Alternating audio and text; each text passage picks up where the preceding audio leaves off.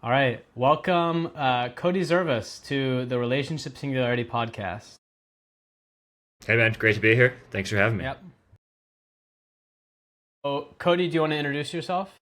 Yeah, sure. My name is Cody. I'm the co-founder and chief product officer of Keeper. We do AI-powered matchmaking for marriage. Yeah, so I mean, I have an interesting sort of dating journey experience that kind of led me here. Uh, the brief summary is that I had an fiance of 7 years. We were together for a significant amount of time. We were talking about getting married, talking about spending our lives together. And the whole time I was like, I'm young. Should I really commit to this? And finally I was like, yeah, you got to do it. So I took her to New Zealand, took her to the top of this beautiful mountain overlooking the gorgeous New Zealand landscape. Hired a choir to sing an original piece of music that I composed and proposed, and I had all this filmed. It was very romantic, and she said yes, and then we broke up 2 weeks later, and it was very traumatic for me, as one might imagine, and sort of I had to figure out what my new stance was in relative to dating and that whole world after that, and I spent a significant amount of time on the apps after that, and learned what a horrific flaming tire fire that world is. And one of the strategies, I came to this realization that the person I was looking for was extremely rare, probably rarer than 1 in 10 or 20,000, maybe even 100,000, something like that, right? And so I just realized that like I'm not going to find that person on the apps. I'm not going to find not going to stumble across that person in a bar. So I was exploring all these sort of creative strategies, and basically I came up with the idea of a wife bounty. That's what I called it. It's a $20,000 cash prize that would go to whoever introduced me to my future spouse. And as far as I know, I'm the first person who did that. Maybe there were others, but this was back in like 2020 or so. Now it's somewhat of a common thing in the rationalist space. You see it. But when I did it, I think it was the first, and it got some traction. Some dating coaches wrote articles about it, and that sort of is what ultimately led to me meeting Jake, our CEO, and sort of joining the very very early days of Keeper. So here we are.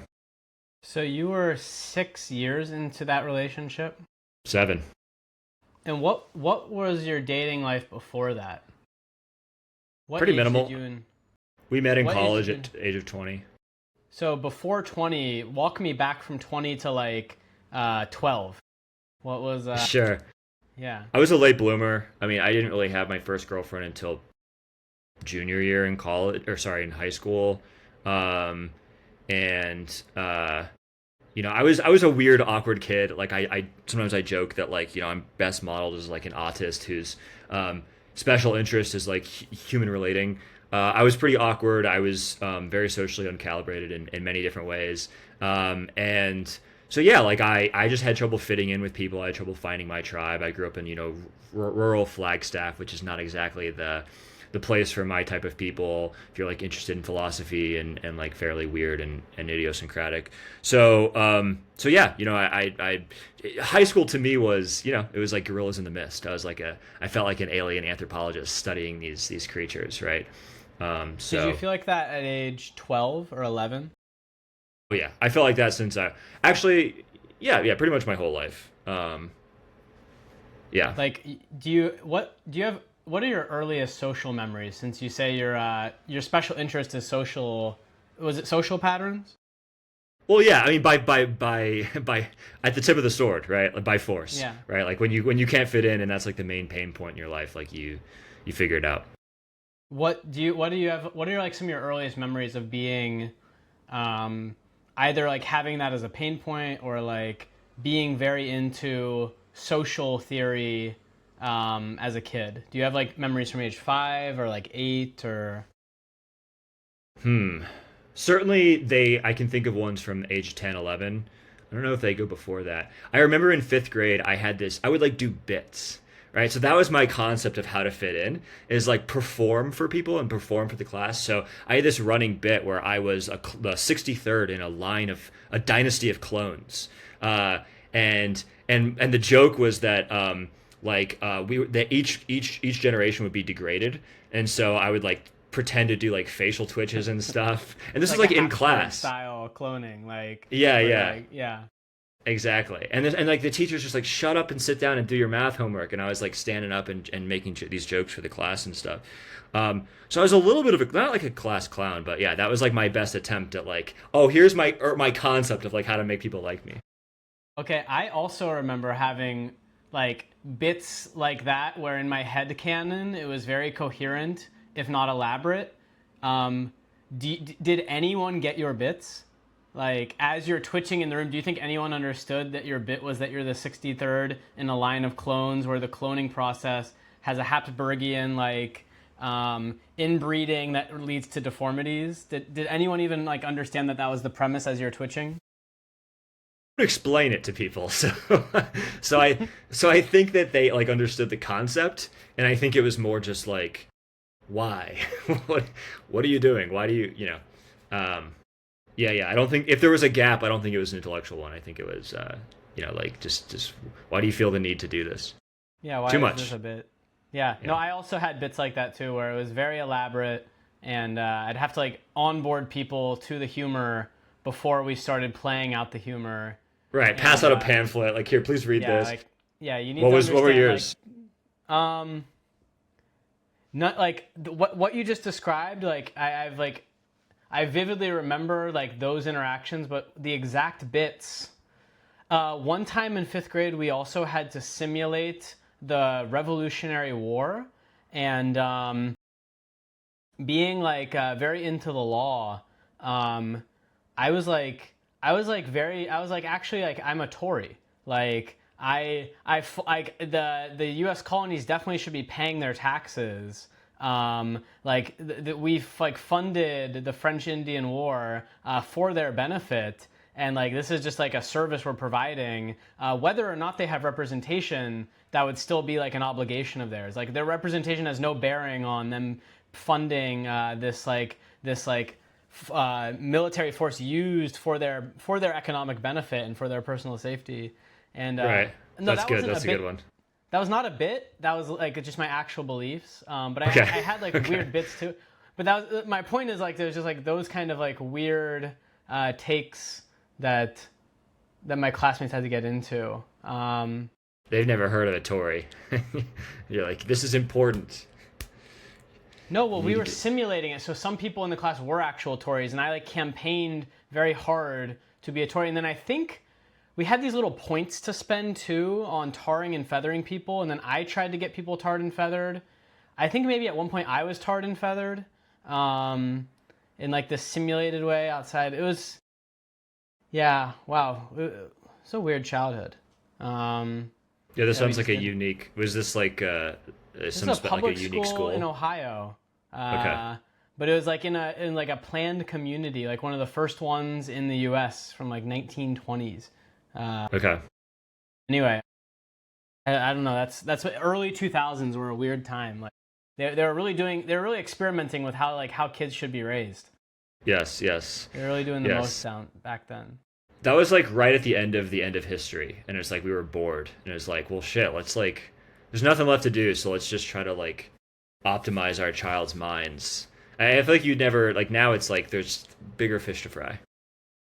Yeah, I think there are these ideas of these intergenerational saculums and or these generational saculums and like that there's like the prophet generation of the boomers and then millennials are like the hero generation and these Mm. are just like larger generations and the idea is that maybe because the boomers have so much money and the late boomers who are the parents of the millennials have so much money and then the millennials have so much demand that they generate as a large generation that a significant percent of people who are ambitious and smart in the US were very focused on products related to children. And this is why Pixar got started at that time. This is why like Hmm. Disney saw a renaissance and that probably the entire world was just interested in providing to millennials first through their parental disposable income towards them and one thing I've noticed about Zoomers is like when I go to nightclubs still,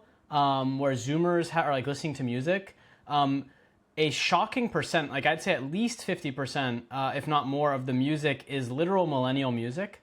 Yeah. Like music I actually listened to 15 years ago in the club. Whereas 15 years ago in the club, the music playing, I'd say only 20% of it was music that had been playing 15 years earlier, maybe less. But now it's like up to 50%. And further, a lot of their music are artists who are millennial artists. This is like Taylor Swift. It's like the exact same artists. Taylor Swift, Drake, these are like artists who were like, when I was 18, they were also the popular artists. Bruno Mars. Definitely back in like 2011, again, like a large percent of the artists were not artists that had been also popular 15 years prior. Certainly not to that degree. I think maybe like Green Day is an example, Eminem, but like most of them were like just getting started. And so like look at what Zoomers consume. Pokemon cards. They're still into Pokemon cards. Millennials got everything fresh. We didn't have to like rehash what the generation before us did nearly as much as Zoomers now. And so I do think that society has forgotten to care about children, and society is not oriented around optimizing childhood experiences. Whereas, yeah, society in the early 2000s was optimized around like a renaissance of how to raise kids, how to create products for kids, experiences for kids. Do you think that's specific to kids, or do you think there's just a general stultification around the culture? To me, it feels like it's broad. In all aspects of the culture. Well, like I feel like there's a stultification among right adult media too. Right, I feel like you see the same thing there. But we're seeing some amount of innovation and flourishing, at least amongst things like streaming, live streaming, stuff like that. There's definitely major changes compared to what it used to be. That's mainly focused at kids, though, right?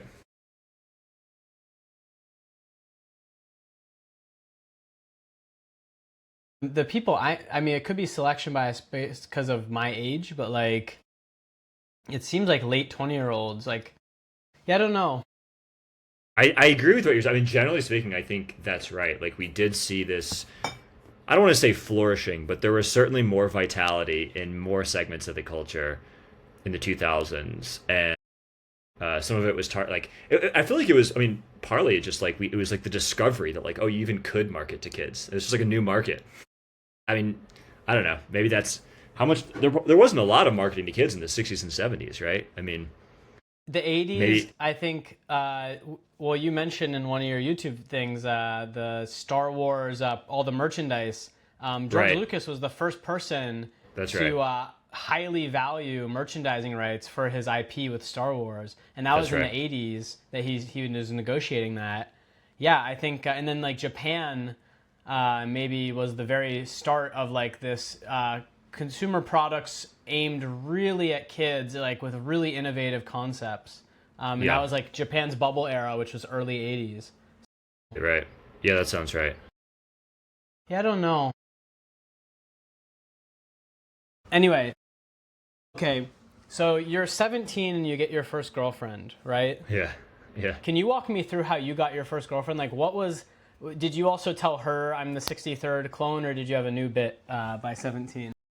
I had new bits. I was still doing bits. People would tell me I was like a cartoon character. So like, how did I get her? So it was like, we just became. I changed schools. My high school shut down. I had to go to a new high school my senior year, and I just made friends. I just joined the speech and debate team, made friends there, and she just was on that team, and we just sort of started as friends, and then kind of started dating, and I like. Trying to think of like if there was like any good stories there. She's a fellow debater. She was a debater. Yeah, she did Is LD. That still your type? I did PF. I like disagreeable girls. Yeah. Yeah. I like them disagreeable. You want them to be able to debate you. Do you want them to usually be able to win? Would she win debates against you? No. Please. Okay. Yeah. You don't want them to win, but you want them to put up. Sure. Bring what you got. I'm pretty good at debating, so like if they can beat me, I'll take it. It's rare, but I welcome it. Okay, but you still want the challenge. That's interesting. It's not even so much that like I just want them to yeah, I like people who have their own opinions. I certainly don't want to be deferred to per se. Just to here's what I want. Here's what I want. What I crave all the time is authenticity. So to me, disagreeableness is merely a vehicle to achieve authenticity. I don't want them to be cowed by the need to appease or to play some role. It's like if they genuinely disagree, I want them to be able to express that.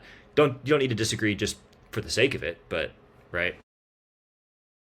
Did you have in your formative years any childhood crushes on particular? Or no, we already discussed this. We've Yeah, talked about TV this or movie before, and characters. I've thought about it since you brought it up before, and I can't Still think of none. any, which seems weird to me. Like it's a weird lacuna in my youth. I would think that I would, but I don't. Especially for such a fanciful kid, a kid with such a Right, weird headcanon. You think it wouldn't be hard for you to feel that these characters you're seeing are real. Um, right, that is yeah. kind of surprising that you wouldn't have like if you had such an active imagination. Okay, so then you break up with the this the second one that you dated for 6 years was your second girlfriend ever, Um, or did you have a few yeah, like really yeah, short kind yeah. of? She was my second girlfriend, and my first really serious one. I mean, the girl I dated in high school is like we dated for like what, like 10 months or something like that. Senior year. So it's And like did you just like pragmatically just break up, graduation day or end of the summer? You're like, oh yeah, this won't work. Was that like hard? Did you try to do this freshman year distance thing or no? no, we broke up at the in the summer after senior year because there was I don't know if I should go into it. There was like a reason. Uh, I probably Do you shouldn't think go into it, but it do you think wasn't the about reason college. was not about college at all? Like you think if you had been dating, if it had been summer of June between junior and senior, you think you would have also still broken up? Yes. Okay, yeah, good timing. Yeah, it's like convenient. But it certainly came Okay, from it was certainly part of just my general miscalibration. so, I just didn't so know how to be in a relationship. So 6 years married, or 6 years with someone, proposal, and then, um, to the degree you want to, like what happened in that 2 weeks? Like, what happened the night after the proposal? What happened in 2 weeks that you go from all that to nothing? Yeah, it was a lot. I'll try to give you the brief version. Um, first of all, it was the surfacing of many things that had been there to brushed under the rug, right? One of them being, some of them being sort of simple. Our lives were diverging. She was increasingly going in one direction career wise. I was increasingly going in another. That was sort of pulling us apart. More importantly, it again came down to some of my miscalibration. I was very polarizing socially. So some people would love me and find me hilarious and interesting, and many people would hate me and find me off-putting. And she didn't like that dynamic. She didn't like when we would go out to dinner with her coworkers or her friends that I was a polarizing character, right? And most proximally, before we broke up, we went to two weddings of her friends and family. In that And two weeks? no, in like the few months leading Yeah. up to it, and had bad experiences at both. In retrospect, it seems so stupid and silly, but it was a big deal at the time. I ate at one of those weddings. Like they only served seafood at this wedding. I don't eat seafood. And so it was a big taboo and a big social violation that during a down moment when everybody was just waiting in between the ceremony and the reception, I went down the street and grabbed a quick burger. To me, that's like a nothing. That's a nothing burger. But Well, it was a big did you offense. bring the burger back to the venue, or did you eat it at the I ate it on the wedding? sidewalk as I was walking back and walked in and shoved Wait, so the. how could anyone even have known, I don't know. It's a whole thing. right? So that's the kind of it's silly. Yes, in my mind it's silly. I'm sure if she were to tell the story, I would be murdering babies. So there would be a different So she perspective. wanted you to behave. Yeah, Yeah. totally. And you're not someone who just like blindly behaves. You're not optimizing your life for good behavior. Yeah. Yeah, I just didn't even. I was really going down the rabbit hole of trying to commit to being really authentic all the time, even when that meant which I now That's always been a recurring theme for me. Is right. I just want to cultivate a sense of authenticity and honesty, and it's like that's such a dumb small version of that. You know, eating a hamburger is nothing. There were a million instances before that, I'm sure, that she could cite. Whereas, like, you know, I would just say socially miscalibrated things like, well, it's a thought I'm having, it's how I'm feeling, I'm gonna express it, and it was not the correct thing to do in that social situation. So, anyway, that was sort of one of the main issues there, and it just hadn't been sufficiently surfaced until then. Yeah. Well, that sounds like someone that's not correct for you. I mean, I can definitely relate to like optimizing for things other than gaining maximal coverage of, you know, social no social point deductions in an interaction. Like Yes. that's definitely not what I'm optimizing for. I'm optimizing for spiky moments of like discovery of new social experiences and like new ways of thinking. And Agreed. that seemed like a common theme amongst, you know, definitely people in the rationalist community, definitely people also maybe in parts of the startup community, and like just dynamic people in general, maybe people outside of like the corporate world, people who like maybe even just like to think in general, are definitely not optimizing for like how can I get the fewest points deducted across the largest social milieu possible. And that sounds so. How did you even spend 6 years with someone with that as like part of their optimization function? That sounds difficult. And have like, have you like fully taken away the lesson now not to be around people with that as the social optimization function? Yeah, it was a very complex relationship. That is certainly one of the lessons, though, that I think I fully integrated. Um, if I were to articulate one lesson that I took away from that and the era, there was sort of an interesting pendulum swing because that was sort of represented one thing, and then for the years after that, when I was dating, you know, sort of in the dating market, I sort of learned some other lessons, and together they have all congealed into what I would say the biggest takeaway lesson is which is sort of what you were alluding to, which is a sort of just a radical commitment to the belief that there really is no such thing as a wrong rejection. Anybody who says no to you, that's correct. That's right. If you get rejected in an interview, that was the right decision. If you get rejected on a date, that was right. You can't say the wrong thing to the right person, and vice versa. You can't really say the right thing to the wrong person. I've really increasingly come to believe that like truly deep. It's one thing to like be able to have an intellectual thought like that. It's another to like have the experiences that allow you to like really believe it in your bones and act on it all the time. And so that's what all those experiences had to really inculcate in me. And so, but the problem is that I didn't commit to that hard enough early enough. We shouldn't have spent 7 years together. We shouldn't have been together for any amount of time. And trying to make it work was the mistake. It can be very painful to live that out, of course, obviously, because it means that you're constantly getting rejected. You're constantly having doors slammed in your face. So it takes time to truly internalize that as a positive. Yeah. A lot of advice I give to people on the dating market now is actually to have strategies, not only to alienate people in the dating market, but Yes. to alienate people who are in your 90th percentile of compatibility. Because I think most people have some strategy. That's a danger to zone. Yeah, yeah. Because those are the people who are going to waste your time the most. So if you think That's right. that like everyone's on some distribution of compatibility, you certainly have methods to alienate the bottom 10%. Like there's at least 10% of people who, if you just act like yourself in the most polite way, they're still going to not like you. But I think everyone can come up with a way to alienate the bottom 50% if they like really are not being like polite. If they're not following the rules they were taught, they're probably going to alienate half of people. But those people like on dating apps are not going to match you, and if they match you within one sentence, they're not going to continue talking to you.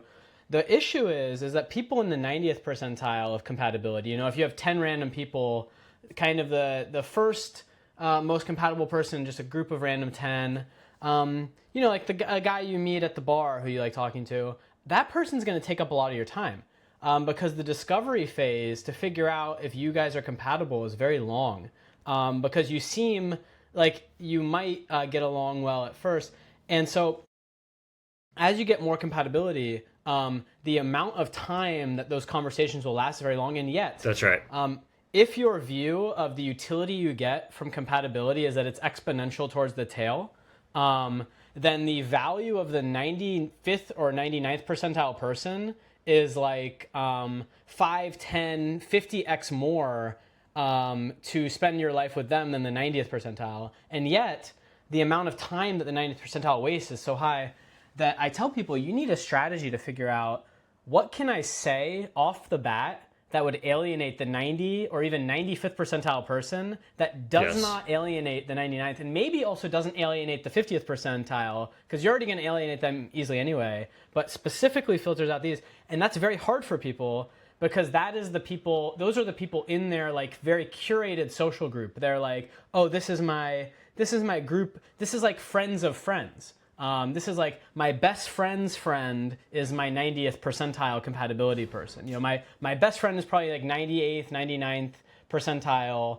And then their best friend group is like somewhere probably in the 70th to 95th percentile of compatibility with me.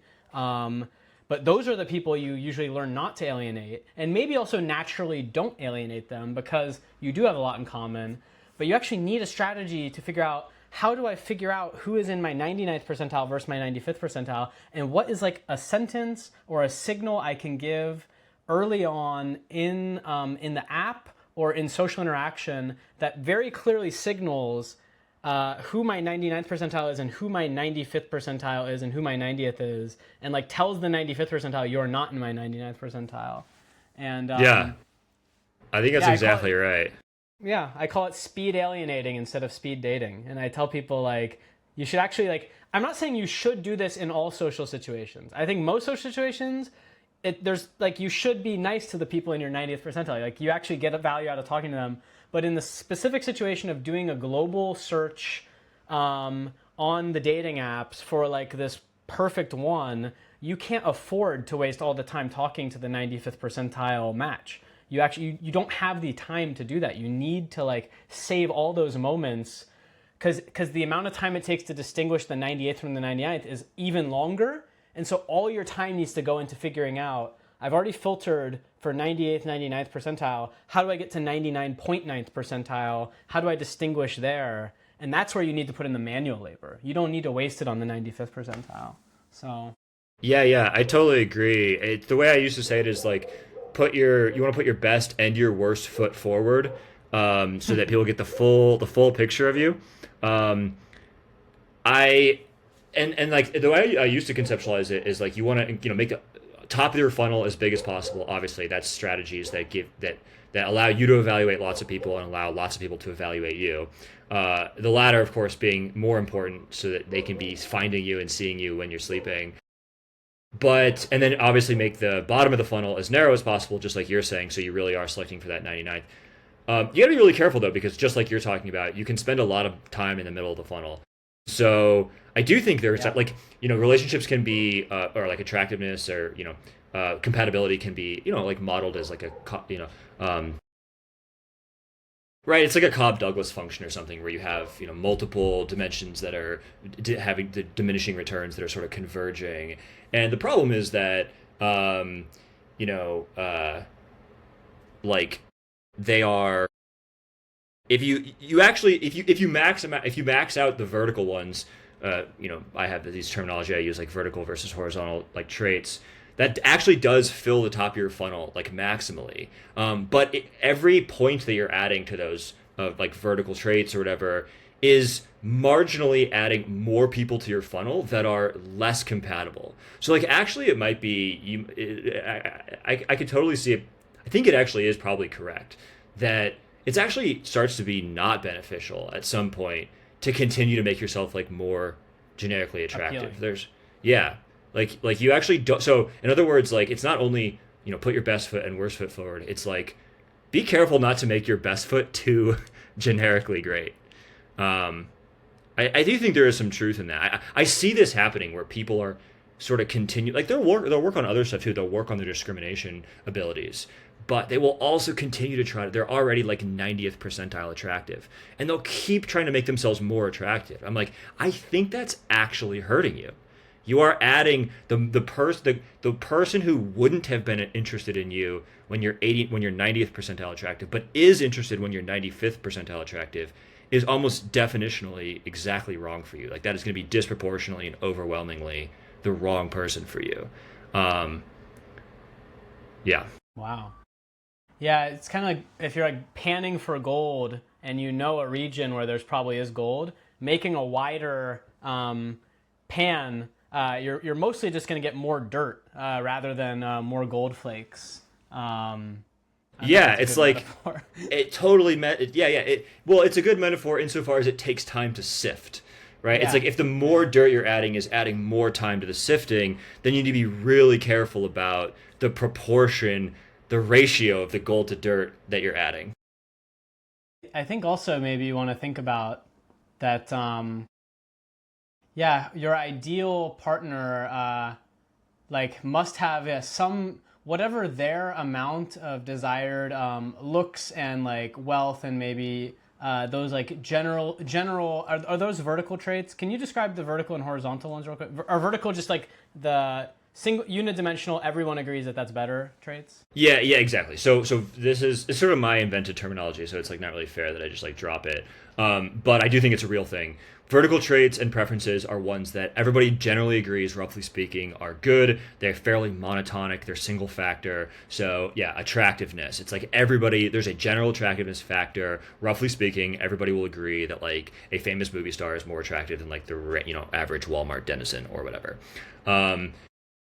There are many of these, and there are some that are true for men and women. So there's just a sort of a general attractiveness factor. There's just things like facial symmetry and stuff. There's intelligence. There's just like generally speaking social skills. Obviously, there's some nuance to that, and many traits are sort of in between, right? They're sort of in between. It's a spectrum between vertical and horizontal. And then of course there are specific ones for men and women. So for men it tends to be height. Generally speaking, taller men are more attractive to most women, etc. Wealth. For women it tends to be right for youth and fertility. And then horizontal traits are ones that are fully idiosyncratic, right? So there's no generally agreed upon better or worse. They are oftentimes, yeah. So it's like a good example of that is like interests or whatever, right? It's like there's no best interest. You're just looking for somebody who fits your interests. Yeah, and I think this is a really useful model for thinking about it, dating, because everybody's looking for some combination of both. Everybody has preferences in both categories, but the way that they behave is very different. Yeah. Well, especially with the trait that seemed to have tanked it for your the first main relationship was one that was extremely horizontal, which is like having authentic social interactions with highly heterodox opinions of how to interact and speak is like for some people, the social group that we're part of considered extremely valuable, like maybe the most important trait and extremely rare. And yet for a large percent of people, that is considered like an obviously negative trait. And Yes. or like either is like negative trait or is like a confusing trait and has like it's like mild social negative value, or it's like just mildly interesting, but it's so rare that that it seems like one of those traits that you like. That's like actually the one you should lead with, because it's the most likely to alienate the largest percent of people while keeping in like or highly signaling to a very specific number of people that this is a person worth talking to. Yeah, 100%. Yeah, I totally agree. And yeah, and for most people, that is more vertical, right? Like most 95% plus of humans, I would imagine, generally agree on like what good social skills are and how you ought to behave in public. And so, yes, we belong to this weird niche who has like, just decided to do this totally different thing.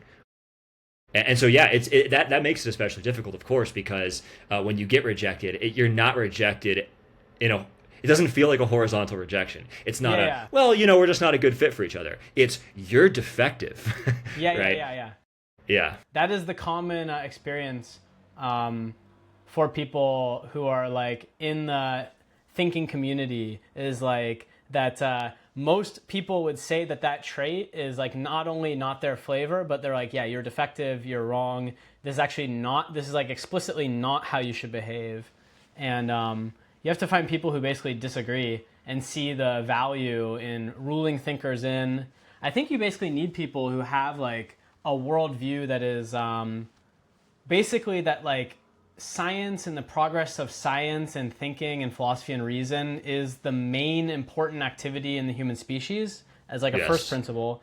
The second one is that hypothesis generation and hypothesis analysis is the main activity of science and like philosophy progression, which I think a lot of like people who are scientists, their view is like, no, reading books and receiving wisdom from professors is the way that you do science, not generating your own hypotheses and invalidating other hypotheses on your own. They don't feel that they have the authority to do that. So it's actually just receiving wisdom is their view. And in which case, your behavior is actually anti-scientific. If you're generating weird hypotheses, they actually think you're against science. So you have to have someone who believes science is the main activity, that generating and invalidating hypotheses on your own independently is the main way to interface it with it. And then maybe the third thing is that they feel it's their personal prerogative to do so. This takes, I think, maybe the hardest one. It takes extreme courage and self-confidence that you think you're smart enough to be participating actively in that. And yeah, I think that's 100%. like, that's a very rare combination of person that thinks all three of those things. Yeah, Could, and I you know, think to it has steel be man, less than 1%. for sure. Like to steel man the normies, right? It's like that is a very high risk, it's a high risk, high reward strategy that doesn't work Very out low most of the reward time. for most people. For most Right. people, there's no reward. It's definitely risk because most of their hypotheses are either uninteresting or wrong, and most of their methods for reasoning about and invalidating hypotheses are also uninteresting or wrong. And their best value for knowing true things about the world is just receiving the wisdom that is like from the authorities. But further, even the utility of knowing true things about the world for most normal people is less valuable than just simply being considered to be socially That's right. acceptable. That like knowing true things about the world has no real utility to them compared to being well liked. And so you really have to like, you need an insane amount of confidence to think that I'm able to reason better than almost anyone else about like generating hypotheses and invalidating them on my own, and that I can get some utility out of knowing true things that other people don't. And yeah, that's just like that. It's an exceptionally rare person that thinks all those things. Yeah, that's right. And so that's Yeah, how you get the, it's no. Yeah, sorry, go ahead. I didn't mean to interrupt you. well, that's how you get, that one person is like, I can have a hypothesis that going and getting this burger at the wedding is like a thing I can do. And then most people say, what's wrong? What's next? Are you like anti-vaccine? Are you like a psycho? Like that you're going to go get a burger at a wedding? Like it's going and getting your own burger at a wedding is like downstream behavior of like, having another unacceptable worldviews. And so, Right. Yeah, they see you as it's like they've identified the witch, right? It's evidence that you're actually harboring thoughts that'll be dangerous and destabilizing to like the public order and the mythos that glues society together, which is true. That is exactly what new thoughts do. And so it's like they've correctly rejected me. That was the correct thing to do. I was gonna ruin their happy little society. Yeah, no, there's a reason that has happened in tech, right? Because tech is, for the last however long, been one of the only spheres of society that where like actually having an accurate model of the world does matter and provides a comparative advantage. And hedge funds.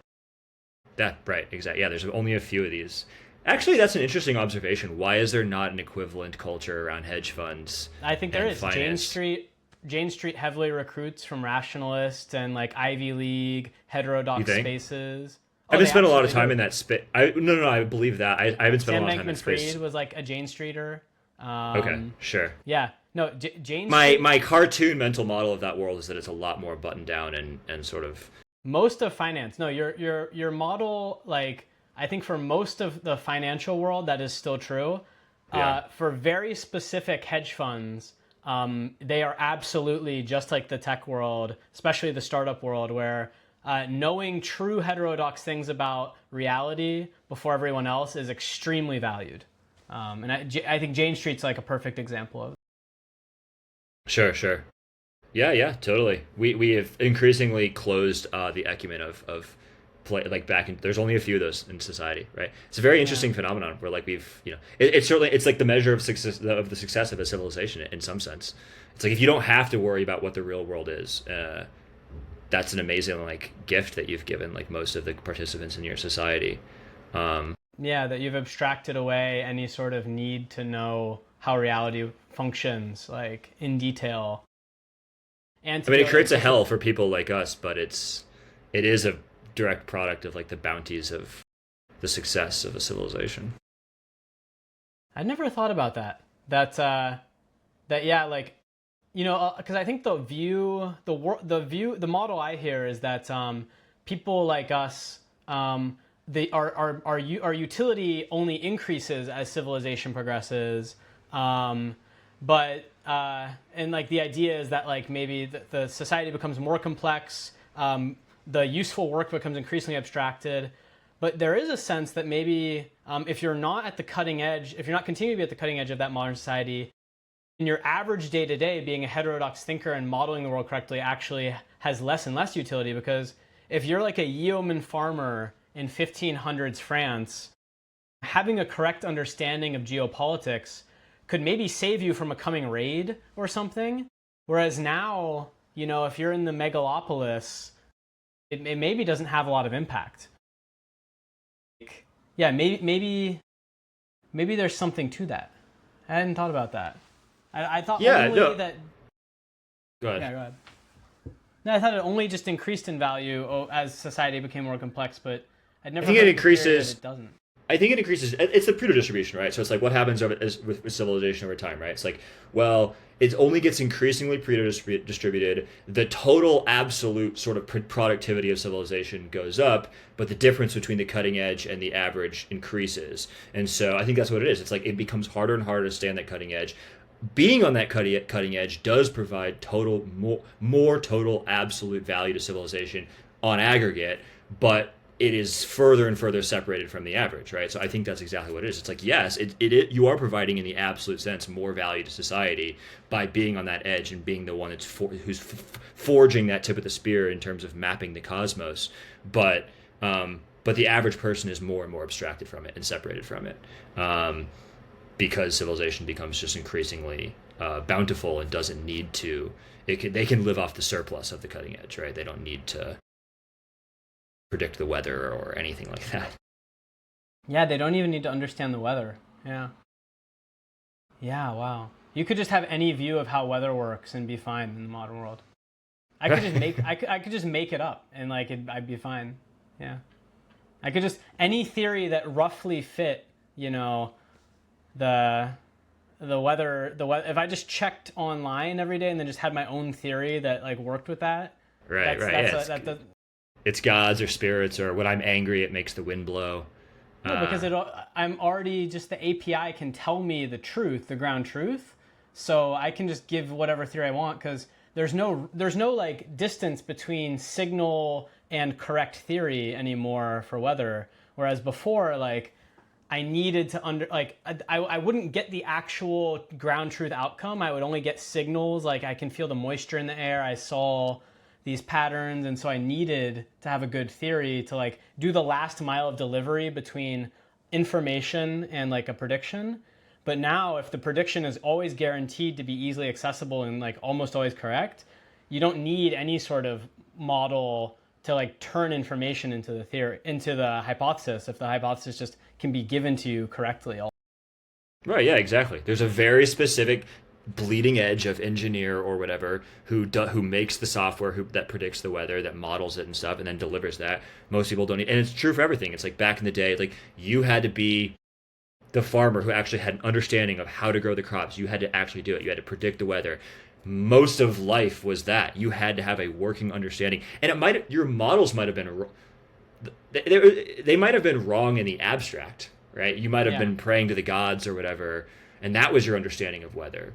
But it was functional, right? It was battle tested, and so it doesn't matter if you believe that Apollo is pulling the sun across the sky, and he does it at exactly this pattern that's codified in the almanac or whatever. If the almanac's right, the almanac's right, and you had to figure that out.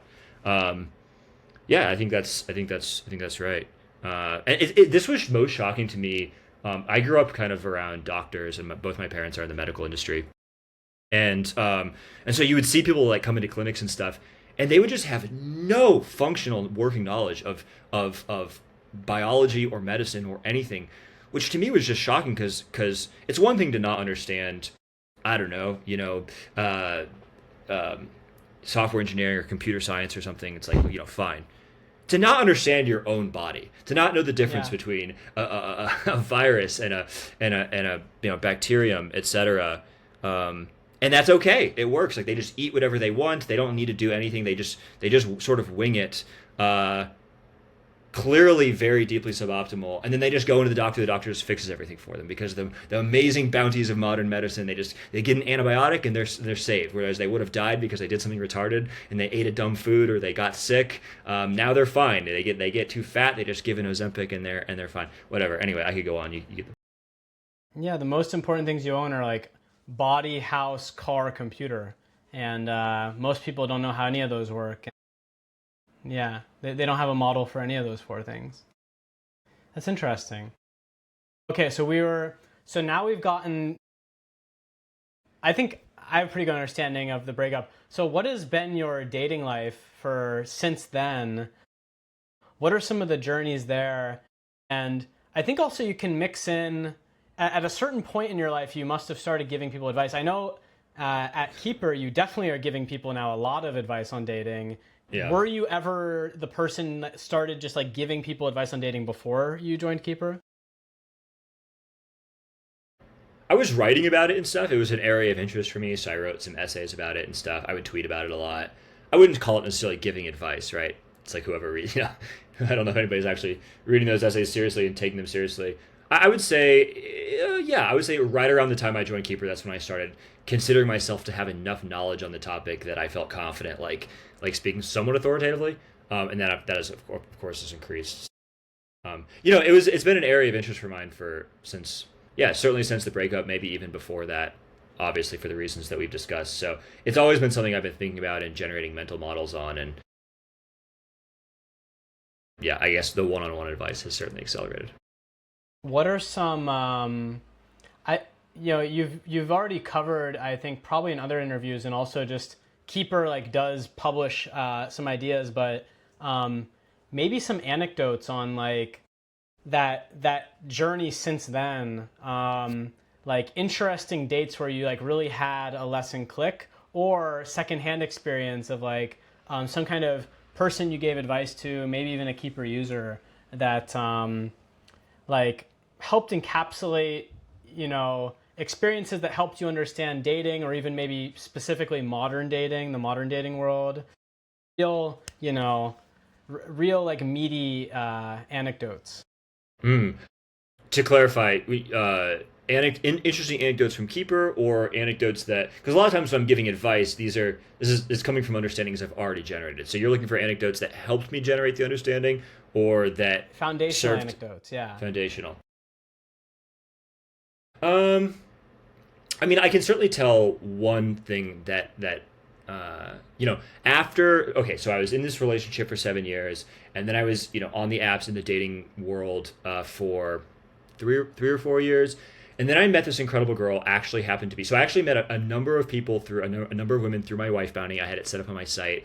And the best submissions actually were self submissions. Like I had a number of very cool women sort of write to me on the site, and a couple of them I'm actually still friends with to this day. But I actually ended up, maybe big self own here, I actually ended up meeting a girl through Bumble, and we dated for 2 years, and she was absolutely incredible. And ultimately we weren't right for each other in the long term, but she was one of the purest, just in a capital G good, most good people I've ever met, and really finally was the final impetus to cure me of some of the wrong think that I had when I was younger.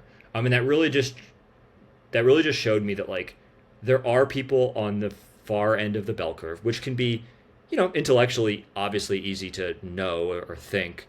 It's another thing when you're looking for somebody who's rare and you're just having a lot of trouble finding them. So that could just reinforce the belief, like, yes, there are rare people who are extreme in the traits that you're looking for out there. and also that yeah, and it was the final thing that helped me finalize the belief I said earlier, which is like, no, you really can't fuck up with the right person. Um, there were many things, I shouldn't say many, but there were at least a few things that I did in that relationship that, my first girlfriend would have horrified her, but it worked in this context. So that was definitely one of them, and that in terms of observing other people, I could say.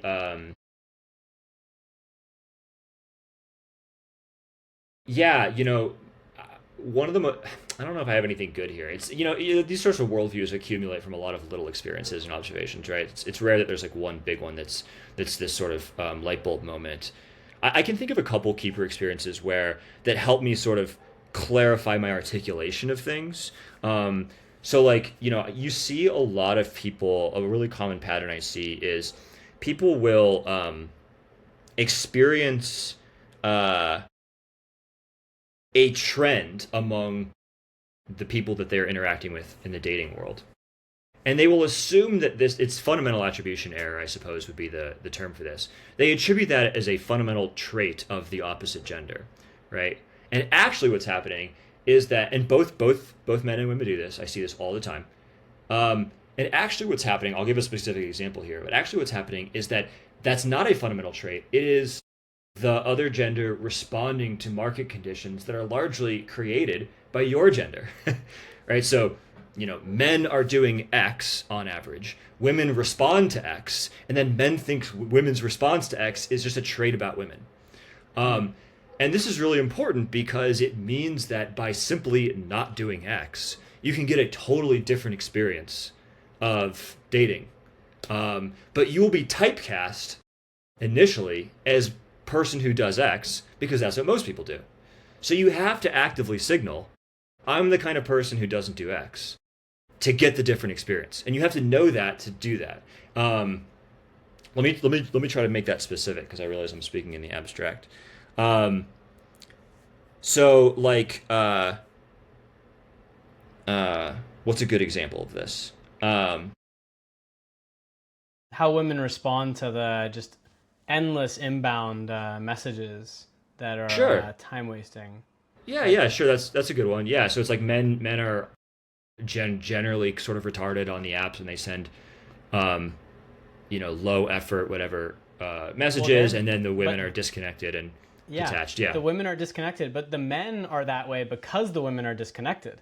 right. It's this like self-reinforcing. yeah, where the men Yeah, need to advertise in obnoxious ways, and they have low expectation of any response anyway, so they just kind of nihilistically spam into the void. And then women, because they're receiving endless spam into the void, they're being disconnected. And yeah, you have to kind of like somehow signal that you're not part of that cycle in the market if you want people to engage with you in a way that's like different than that.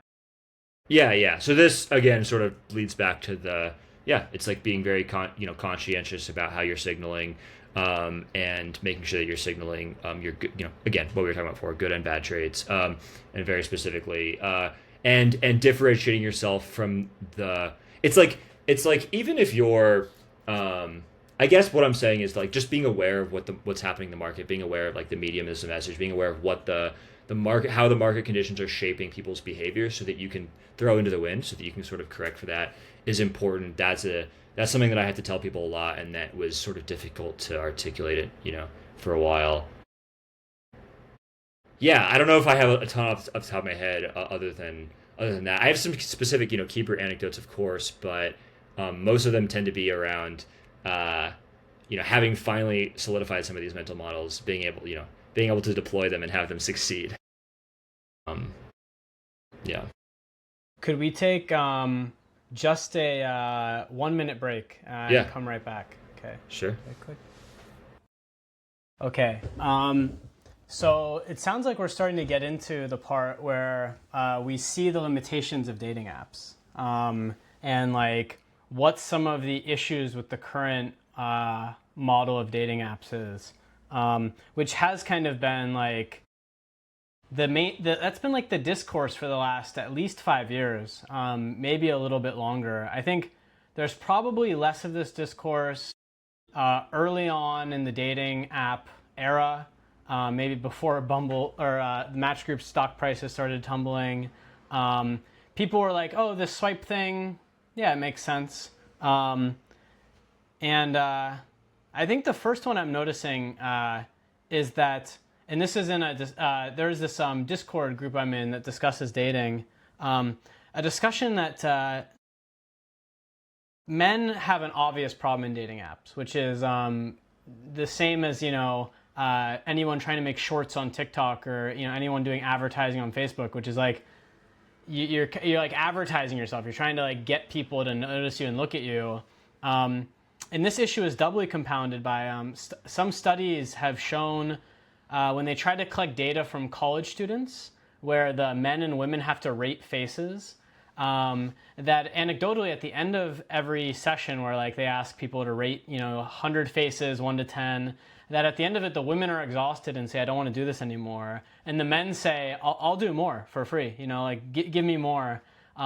Men seem to get less fatigue from kind of evaluating objectively people, and swiping is kind of a 0 or 1 evaluation, and women get a lot of fatigue, and yet women are the ones who need to be doing the evaluating, whereas men are the ones trying to advertise, which is doubly interesting because women usually are the better advertisers than men. They're better at curating a profile, and so there's all these issues in that way. But further, men then basically get no attention on the dating apps, very very little inbound interest.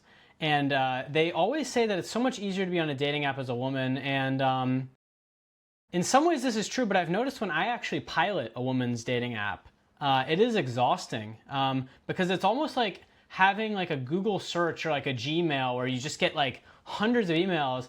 And it's like having Gmail or Google search, but with no good search tools. Right. The only search tools are height and age and distance from you right now, and like I don't know, that's like trying to search amongst your emails by like character length and a number of periods. Like it's not like really the most pertinent information. Certainly if you're at a party or if you're at a conference, right, and you're trying to figure out who should I meet at this conference, searching by age and height is like not a very useful 2 ways to narrow your search criteria. And so they're completely lost. And that insight is part of the thing that initially got me interested in like, can you do person search with like personality vectors? Are there ways to like meaningfully search for people by criteria that actually is meaningful when you're evaluating like friends or like people to meet at a conference? And so anyway, what have your thoughts been on like the problems and like potential solutions for making the current person search or dating market better? Yeah, I agree with all of that, of course. Yeah, it's terrific. It's like trying to search for gold, but without a sieve. Instead, you're evaluating black and white photographs of 1 grain at a time or something. Yeah, right. It's like, and of course, it's like, again, it's like the medium is the message thing. People then walk away going, wow, everybody else is so shallow, and the world is so full of horrible people or something. And it's like, maybe, but it's not as bad as the dating apps make it seem. Everybody is perverted and made into that by, again, the shallowness of the apps. I think, how do you do that? Of course, there are some dimensions that are easier than others to capture, that the dating app should be capturing, of course, that they just don't, like IQ and personality, big five. Those are imperfect, of course, but those are the crown jewel findings of the last 100 years of psychology research, and they do capture some signal, and they're easy to quantify. That's an obvious first thing, right? Going beyond that, of course, it's really challenging. One of the reasons it's challenging, and this is something that you and I have, of course, talked about, is that like personality is complex in many ways. Of course, it's multidimensional and all of these things. But it also is context dependent, of course, right? You're a very different person with your family and with your parents than you are with your siblings, than you are with your best friends, than you are on a first date, than you are on a 20th date, etc. And so capturing that, like, it speaks to the problem that you were talking about earlier, where it's like, well, that's part of the reason why it takes so long to differentiate between the 90th percentile person and the 98th percentile person, is like, you're a different person on date number 1 than you are on date number 30, and so you have to get to date number 30 to like figure that out. And so being able to try to capture that is, I think, probably, that's like the cutting edge. That's like the bleeding. That's the, being able to solve that problem is sort of solves everything. And I think the only way to do that is to is like to subject people to different situations and then try to capture, how they're able to behave in those situations. So I would love to see somebody try to tackle that problem, which is going to be a really hard problem. Yeah, I mean, that's I don't know what else. There's so much to say here. It's like, prompt me more specifically.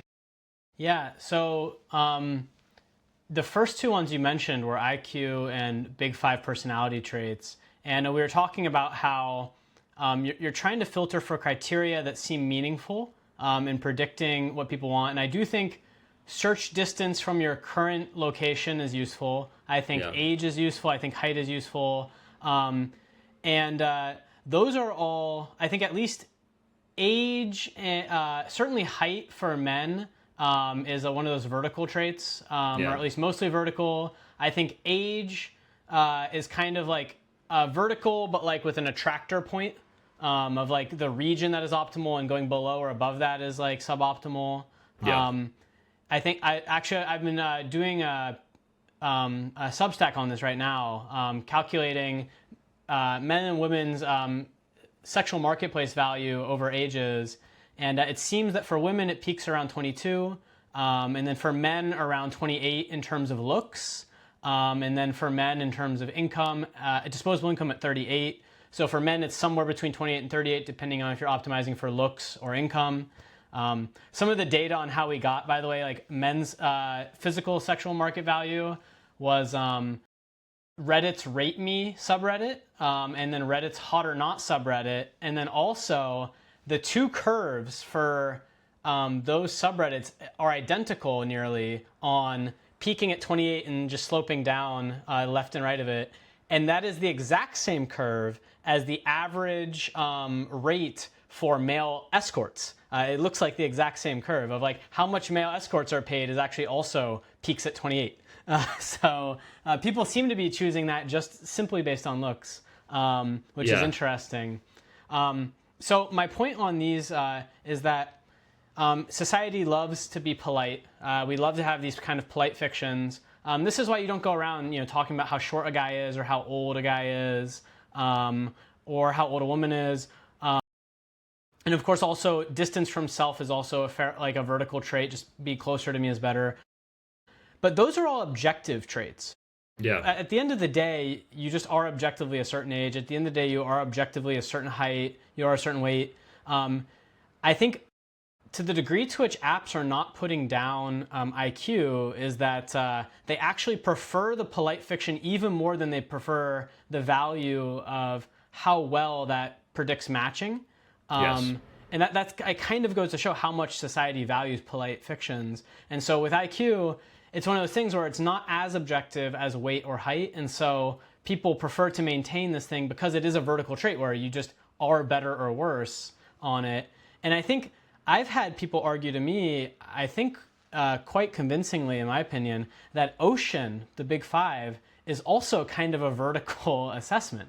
That in some ways, and I think we're in maybe a small community that thinks of some of them as horizontal, but for the average person, Ocean is openness is like, actually probably in the normal community, openness is the one that they think of as horizontal, whereas we think of it as vertical. Yeah. And then conscientiousness, that's like vertical, just more conscientiousness is good. Extroversion, more of that is good. Agreeableness, more of that is good. Neuroticism, less of that is good. I think we're in a community maybe where some more neuroticism could be considered better because it like gets you to the action potential of actually taking an action that's like interesting. And then more openness we would consider probably a vertical trait, whereas I think the average person would want openness to be somewhat close to theirs. It just attracts to wherever they are. Maybe I guess that's true for us too. And we're just, since we're so high in openness, we also want it to be just near us, high in openness. But my point is that ocean, maybe also there's adverse incentives not to honestly assess people on that, because what happens to the disagreeable, low openness, high neuroticism introvert on the dating apps is it's like being 5'5" as a man. They're just going to get filtered out. And like no one wants to have the polite, like everyone wants the polite fiction of like, oh, every personality is different. Whereas no one wants the like low openness, highly disagreeable introvert who's neurotic. Like it's a very undesirable set of traits. And especially if that person has a lower IQ. And so, yeah. Yeah, I think that's definitely true. And like the just the general articulation of that, which is that people's understandings of who might make of how dating and mating works generally, and specifically who might make the best candidate for them, is just deeply inaccurate, right? And so that's what you're talking about is just a subset of that larger sort of just misunderstanding and delusion that people have. And so yeah, you have to fight against that. That is certainly one of the challenges in this space is that you have to give people what they need, not what they want. What is some of the work you've seen or done related to then trying to model human personality at Keeper? You guys, I know, have like done some of this. In what ways have you tried doing this to create filters for personality? Yeah, sure. So, I mean, we have, of course, we just do the obvious basic stuff, which is we use, we go further than Big Five. So we use, a 30 facet model, which is, all 5 traits with 6 facets, sub traits each. We also have, ML models that train on people's text inputs. So we have these vast questionnaires, and then we train, we map all of their all their text responses, of course, in like vector space, and then we have an internal re-ranker model that we've trained on those on our outcome data and stuff. I think there's more that I would love to do though. So those sort of basic obvious approaches we have done. I think what I'm really excited about that we're going to increasingly try to do is the multimodal stuff. So which obviously you have talked a lot about. That's the frontier for us, and I think the frontier for everybody is like, okay, text we can largely handle. I think it's difficult though to. There are a lot of things that are not captured in text. Of course, sense of humor. It's very how quick-witted you are. Can in a dynamic social situation, can you come up with something funny to say? Obviously, that's not captured by text at all, and there are many dimensions like that. So being able to, for example, or sense just general anything involving social skills. That is the most complex, difficult thing that we do as humans. There's a reason that like when people have mild cognitive impairment or traumatic brain injuries or something, their IQ and oftentimes is affected less than their social skills. Social skills are often the first thing to be affected. So because it's the hardest, most cognitively demanding thing we do. Anyway, so I think that being able to capture that, and there's all sorts of different ways that we're trying to do that. So we just launched voice onboarding, where you can talk with a voice agent, to do all your onboarding and answer the questionnaires. But of course, one of the things they're able to do with that is not just get the content of your answers, but also see how you talk, what your cadence is, and then we're going to start trying to extract personality from that as well. The easiest and first simplest thing to do, of course, is just to use that as another dimension on which to increase the accuracy of the things that the reduced the simple the low dimensional measures that psychology has already established. So again, the 30-factor model of personality, etc. 5-factor, 30 sub-factor model. So like you can just go. In other words, you can estimate Big Five, right, from how somebody talks. But then of course you can obviously go deeper, and you can start getting at some of those things that Big Five doesn't capture. Because of course the problem with things like Big Five and traditional psychometrics, personality psychometrics, is that they are they're all about behavior. They're capturing behavior. They're not capturing what I would call like, for lack of a better term, the soul, right? They're not actually capturing who you really are deep down. And you see that, like there are, Big Five is somewhat stable across the lifespan, but not perfectly so. And it, of course, also suffers from self-report bias. So it has like all of these confounds. It's not really the thing that you really want to measure. If you're going to be in a marriage with somebody for 30 years, what you really want to know is, what is this person's heart? Who are they really deep down? And that's really hard. You have to use all of these, triangulating sort of approaches to try to get at that. Have you ever been surprised in the matchmaking process with Keeper? Had things that kind of violated some models you have of how like mutual attraction and personality works? Good question. Surprises. I am often surprised at how much variance there is and how horizontal physical preferences are. That's one of the common ones that you expect to be super vertical, right? And we of course have, we have internal MM models that estimate people's physical attractiveness from their photos. So if they have 5 photos, we'll give each one an attractiveness score. We'll find the median or something, and that's pretty good at getting a general attractiveness score for each person. But the variance is higher than you might think, right? So one person's 8 can be another person's 4. Do you find that a person usually, so like when it comes to types, do you find a person usually has like several pockets of types, or one attractor, or like a few dimensions that are just the vertical ones? Or like a specific celebrity that they just basically target, and anyone who looks close to that is what they like? Yeah, yeah. And that's we do ask for celebrity references. It's a really helpful way to get a sense. Another way of triangulating. And yeah, I would say that's exactly right. People sort of have their one or a few, and that actually can be an interesting thing. One or a few ideals, right? So there's a sort of ideal archetype or prototype in their head. It can be a celebrity or whatever it is. And then everything is measured as a distance from that. But the interesting thing is that, yes, people can, I have seen this, and it happens fairly frequently, where people will have a few of those nodes, which are mutually exclusive. So it's like I'm either into, prominent cheekbone Asians, or, girl next door, white girls or whatever. And like anything in the middle is like the average of those is actually worse than, right?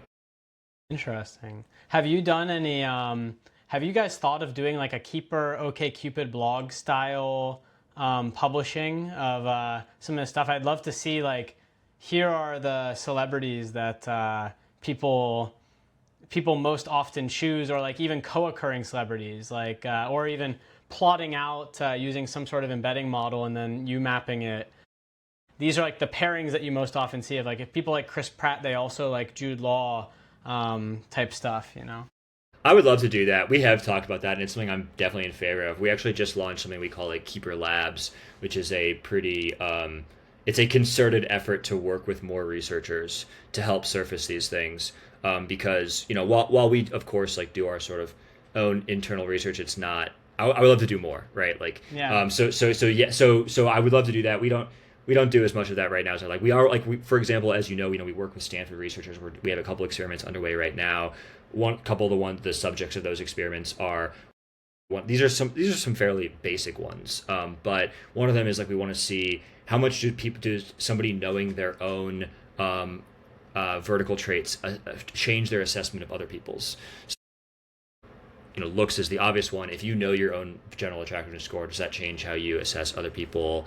But you can apply that to other things. We're also running another experiment with the research team that we work with out of Stanford, where we're going to see if an LLM can help guide people on date, like to help improve a conversation with an LLM prior to a first or second date can help improve the outcome of that date, specifically when it's tailored to what we know about the person they're going on a date with. So they're not getting generic dating advice. They're getting specific dating advice for what we know about this particular person's personality. How are you planning on comparing that to baseline? Just not talking with the LLM, right? So if we have two groups, one of them, okay. So it would just be one. Like, it would just be like a 1-to-1. What's the term for that? I forget the name for that experimental design. right? So we're just gonna take one cohort, one group will talk with the LLM before their first date. Another group won't. In every case that they talk with it, the LM is always obviously fed the specific personal information of the person they're going on a date with, and they are matched according to confounds like age, demographics, etc. Both groups will be matched with someone Keeper has selected, or will it be random each time? No, these will always be keeper matches. And then you won't have a baseline date for the people who are given LMs. They'll just be given. And then, how will you evaluate how the date went in terms of scoring? Will you ask just each rate this date 1 through 10? Yeah, that'll be the main way. Of course, conversion Okay. will be another factor, right? Do they go to the second date? Do they go to the third date, etc.? Interesting. Do you have any of the preliminary results for the first study you said, where if they know like Not yet. We're just launching it now. We're just see. launching both of these. Is this with the person who is a speaker at Love Symposium? Yeah, Naman. Naman, yeah. Yeah. What's his full name? Naman Gupta. Yeah, Naman Gupta at Stanford. Yeah, he was a speaker at Love Symposium as well for people watching. Yeah, he's brilliant. We also work That's with cool. another. He has a comrade named Ignacio. Oh shoot, I'm forgetting his last name. Who we're working with as well. Sorry, Ignacio, I'm forgetting your last name right now. Any other experiments that you are excited about or have lined up or have at least theorized about? Yeah, I mean we've theorized about a ton in the medium to longer term. I think there are a ton of more exciting ones that we could run. Around all sorts of things like you're talking about. I mean, there's so much that can be done in this space, and we're going to have one of the best data sets in the world to do it, which is so exciting. I mean, for example, it's like, I think that the research that has been done on, I bring this up often, on sense of humor is really bad. When you look at the literature, we have no good models of sense of humor. I mean, there's a couple, there's a handful of papers on this that have tried to posit very basic ones, like some people use self-deprecating humor, some people make fun of others. It's like that's not sense. That captures nothing interesting or useful. I'm sure you could do some kind of factor analysis or some kind of, some kind of plotting of sense of humor in vector space or whatever that would yield something really interesting about. And I don't think that work has ever really been done well, and I think that we're going to be uniquely positioned to do it, and so that's an exciting one for me in the long term. There's so many. That's probably good for now. Yeah, you don't have to reveal all the ideas Sure. before you do them. What? So this is a question I've been asking other people. It's probably more interesting because you're the first one who's actually building in this space who I've asked this to. Given we're living in kind of these exponential times for technology change, and the quote about sufficiently advanced tech is magic. If you indulge yourself in magical thinking, what is a product that you would like to see, a magical product in the social or relational space that if it existed, you would be an eager user from day one? Yeah, I mean, I think that you kind of described something along these lines earlier, but I do think that the sort of the end thing that we're skating towards is going to be, you tell your AI agent, find me this person, either a best friend or a co-founder or a wife. And it just takes everything it knows about you. It reads all your documents on your computer. It looks at, it watches you it looks at your search history. It watches your face through your webcam as you browse different websites and react to different content. It uses all of this to build this insanely high resolution understanding of you.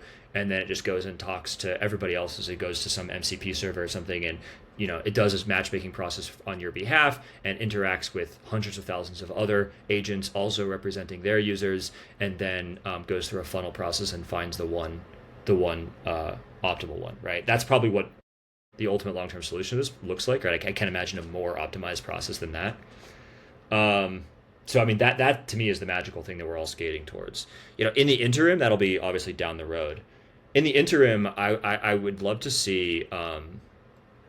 I think that I love to see like something that really gives you. I mean, this is in the Keeper roadmap somewhat, is like giving feedback, but I could totally see there being a product that or even just like a simple calculator tool that sort of ingests all the major things about your all your vertical traits and some of your more salient horizontal traits. And you can do this with simple math, like you don't even need cutting edge ML or anything like that. And just gives you a score or it relays some feedback that tells you how attractive are you on all these dimensions to the average person. B, what are your preferences? So it just has you swipe on profiles, and then each profile can have they don't need to be deep profiles. What you could do is you could have each you could provide a lot of information about yourself, but the profiles could be miniaturized. So it could be like a couple photos and a couple traits like IQ or this or that or whatever. And simply by shuffling them, like they don't need to be a real person's profile. They can be mixed and matched. So it could be person A's photos with person B's this trait with person C's this trait. And just simply through the mathematical formula of how those are combined, you can do that, an almost IRT like process where you can then calculate, well, you tend to swipe right or say, vote yes on this type of trait X percentage of the time more commonly than the average person. So now I have a sense of your type, right? Like your profile. Of course, you'd need to use like a Vision ML on the photos. That would maybe be the only place. So now I have, your type in terms of your traits, but also your type in terms of your preferences. And then, of course, the last piece of the puzzle is to put those together and say, okay, how attractive are you specifically to your type? So the specific type of person that you're looking for, where are the gaps? The specific type of person that you're attracted to actually values this thing more, 15% more than the average population, and you're lagging behind. You're 10% below the average and 25% below what they're looking for. So it gives you this very fine-grained sense of like, where you're living up to what your type is looking for. Like that feels like something that you don't need. Like you could launch that tomorrow, I feel like. Yeah, it's like my two types are like these women from Georgia who look like Mila Kunis, and then women from like Malaysia, and then like you give me feedback and say, well, like women who are like in Georgia, like these kind of traits, and you're like in the 40th percentile of like what's available to them in their dating market, and then like women in Malaysia like these traits, and you're like in the 70th percentile in their dating market. And then like also here's like a type you haven't considered that has like a similar value in the dating market, who you're in the 90th percentile of their traits that they value. And I've called this moneyballing mutual attraction, but like essentially, can you like find someone what they're look like? Because I also think, a lot of people's critique of a lot of this modeling is they say it all sounds very shallow. And actually my goal is to maybe like make it less shallow. And one way to do that is by having people maybe actually compromise a little bit on going for a specific look, and instead trying to tell them, here's like a region or group of people who you will probably find their look desirable, even if you've not fully targeted that, who like they highly value you as a person, both your looks and your personality traits. And so that's something I've considered as these other people I've asked, a lot of people can't even imagine this future we've just described of these AI agents handling these massive embedding spaces of personality. But since you've already thought of this, you seem like one of the few people who I can also ask, what do you think are the second order effects of a world where that technology exists? What would it be like to be a 13-year-old in that world where that exists? What would it be like to be you, Cody, sitting now in, you just moved to Colorado, you're kind of out in a more like, more woodsy area. Like, what is it like to be Cody in a world where this tech exists? What is it like to be a 13-year-old sitting in Santa Clara in a world where this exists? What is it like to be, a 60-year-old widow-y in a world where this tech exists? Not all problems are instantly solved, of course, for everyone. Some people, there might be no arrangement that is exactly what they want amongst the people available. And maybe also, I just had on another friend who's a Zoomer who said, Zoomers now lack the cultural narratives, both from their parents and from society, that makes them want to get married. And so if your goal is to get married as a Zoomer, but then there's just no one in your age range that even has that as a cultural narrative, what do you do? And so like, what does get solved? What doesn't? What does it look like to live in the society after this kind of tech exists? Oh man, lots of thoughts there. One of the common things one of my sort of common talking points, which I talked about at the Love Symposium, as you know, is that like I do think I don't know if it's true that everybody can marry their soulmate, but probably we can get probably pretty close to that when you are able to measure people so accurately that you can find the globally optimal person for them. Um, that is very different from the sort of globally most attractive person according to common consensus. To use economic terms, the way that as I commonly do is like you can separate private value from common value, and like you're the person who has the highest private value to you. It's sort of idiosyncratically is like your soulmate, and you can only do that when you can measure people's like with sufficient resolution. So I do think probably we can probably everybody that's amazing. That's like a super optimistic thing. I think that's probably the case. And so you can imagine like, okay, well, if everybody sort of has the option to meet their soulmate at any time, then it definitely starts to get weird where it's like, well, if you choose not to, it does create this weird thing where it's like it says something about you if you've chosen not to, right? If you're like 20 or 25 and like you still haven't chosen to do that, it's like, wow, that's kind of weird. You could imagine that this is so incredibly valuable, the price never comes down. Maybe it would. I don't know. And if it's expensive, if it remains expensive, you could imagine where, like, it's almost like people do now with college tuition. Like parents start saving when their child is born to pay like the $50,000 price tag or whatever it is to use this service to find their soulmates. Like, well, if you're going to get married at 18, like we got to start saving so you can use this service to find your spouse. I think it also, of course, just raises the question of like I don't know. I don't necessarily want to get dystopian, but like it does get a little weird where if you just trust this sort of hopefully the AI it's your AI agent and you can trust that they're uh, Advocating for you. that they're advocating for your best interests, but it's like it's hard not to have the thought of like could the MCP server start functioning as the Bene Gesserit and sort of steering the breeding future of humanity, right? If the server has some kind of intelligence as well or something. Yeah, I don't know. It's a crazy world to imagine. I suspect that it also, of course, will lead to more siloing. That's an obvious thing. So it's like if everybody starts meeting their globally optimal best friends and community and partners really early, they never spend time with people who are different than them, which I think is ultimately good. But what would that do? That will pervert people in some weird ways. It will make it harder to like this is not an original observation, but of course one of the things that going to public high school or whatever, one of the functions that serves for like weirdos like you and me is that like it sort of and it serves this function for everybody, is that it forces you to generate like a model of like the average mind and to understand how most people think and how to live in that world. And so if you never have to model other people's the minds that are different from your own, does that change your ability to like be a part of society? I don't know. And I think we know some examples of people who never did have to be around. They were always in somewhat of a selective bubble. I think Sam Bankman-Fried is an example of someone who was always in a selective bubble, like Stanford professor parents, and then he was immediately in like these EA groups, and then like MIT, and then like EA Jane Street World, and he I think had.